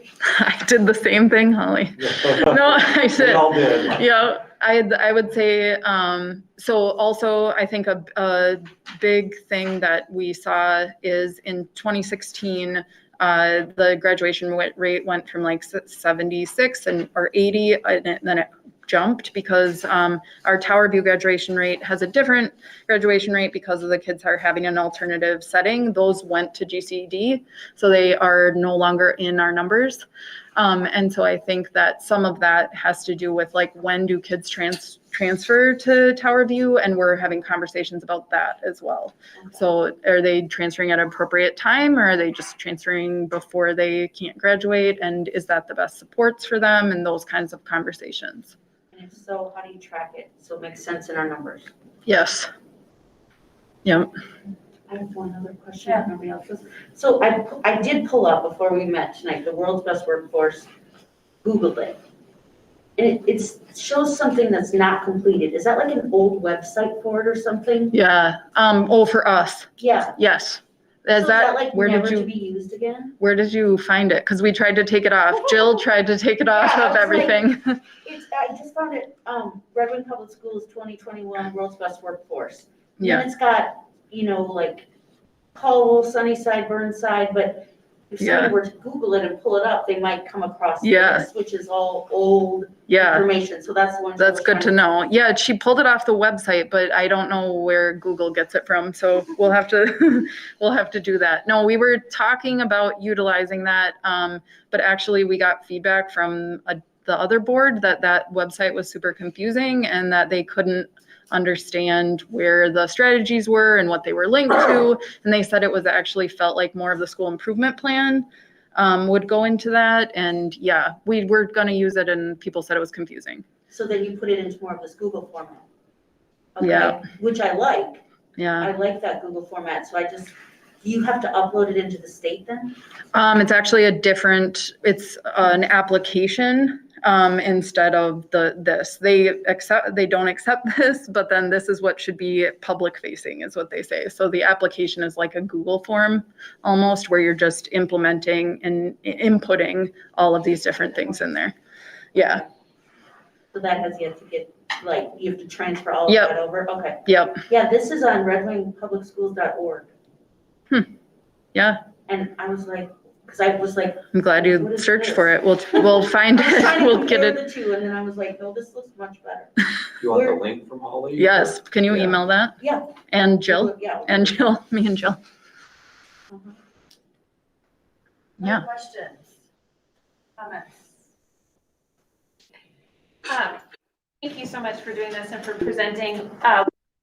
I was thinking of kind of through your presentation and through George and just all of these, looking at what our plan is for next year, if we go to grade level centers, if we stay with community schools, if we have a middle school, those types of questions.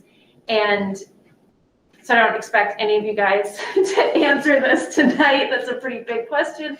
But as we get closer to making those decisions, I would really like to see the pros and cons with these types of things in mind, with those school improvement plans in mind. Is it, does it make it easier for the PLCs to meet? I'm assuming that it would when you have grade level centers and to have like that reading coach. But are there things that are better with the neighborhood schools that would help us meet our goals better? So if all the principals, can kind of weigh in on that, I think that information would be really important for us to have as we're looking at all of those questions. Yeah, I think they definitely will want to be doing that, but I do think in a lot of cases that was some of the first questions were, what if we go back, like do these work there? So there are some that would be easier said than done, but I would say that was part of the conversation, not knowing where we end up. But to your point, Anna, we can Absolutely focus on that as we move forward. PLCs is a great example. Just so we have, when we're making that decision, Yep. we have all of the information available to us and that we've had that feedback from the teachers, from the administrators of what's going to work best for them to be able to make it work best for the kids. That educational plan that we just discussed would be part of their responsibility, would be exactly. Yeah, but we have to make decisions before that educational planner is going Well, to be done with all I would that think things. educational planner would dig in and get that information and supply it to us, how he or she thought it would be part of the plan. That's my opinion.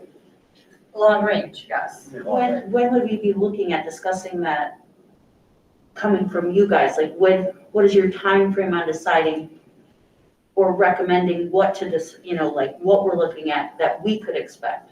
For grade configurations Or building configurations or, Yeah, I know that Anna gave me some talking points as far as pros of neighborhood schools, pros of grade level centers. Chris Palmentier also suggested having a shared Google Doc. And so I just earlier today, actually, I created that document with a whole bunch of different possibilities for grade configurations and pros and cons, and I shared that out. So over the next couple of weeks, I'm thinking that administrators will be able to really give their feedback, kind of set up something. And then we'll share it out with the board, but then we also need a lot of feedback from stakeholders. So for example, who did you share it out with today? The admin team. So it would include building leaders and district leaders.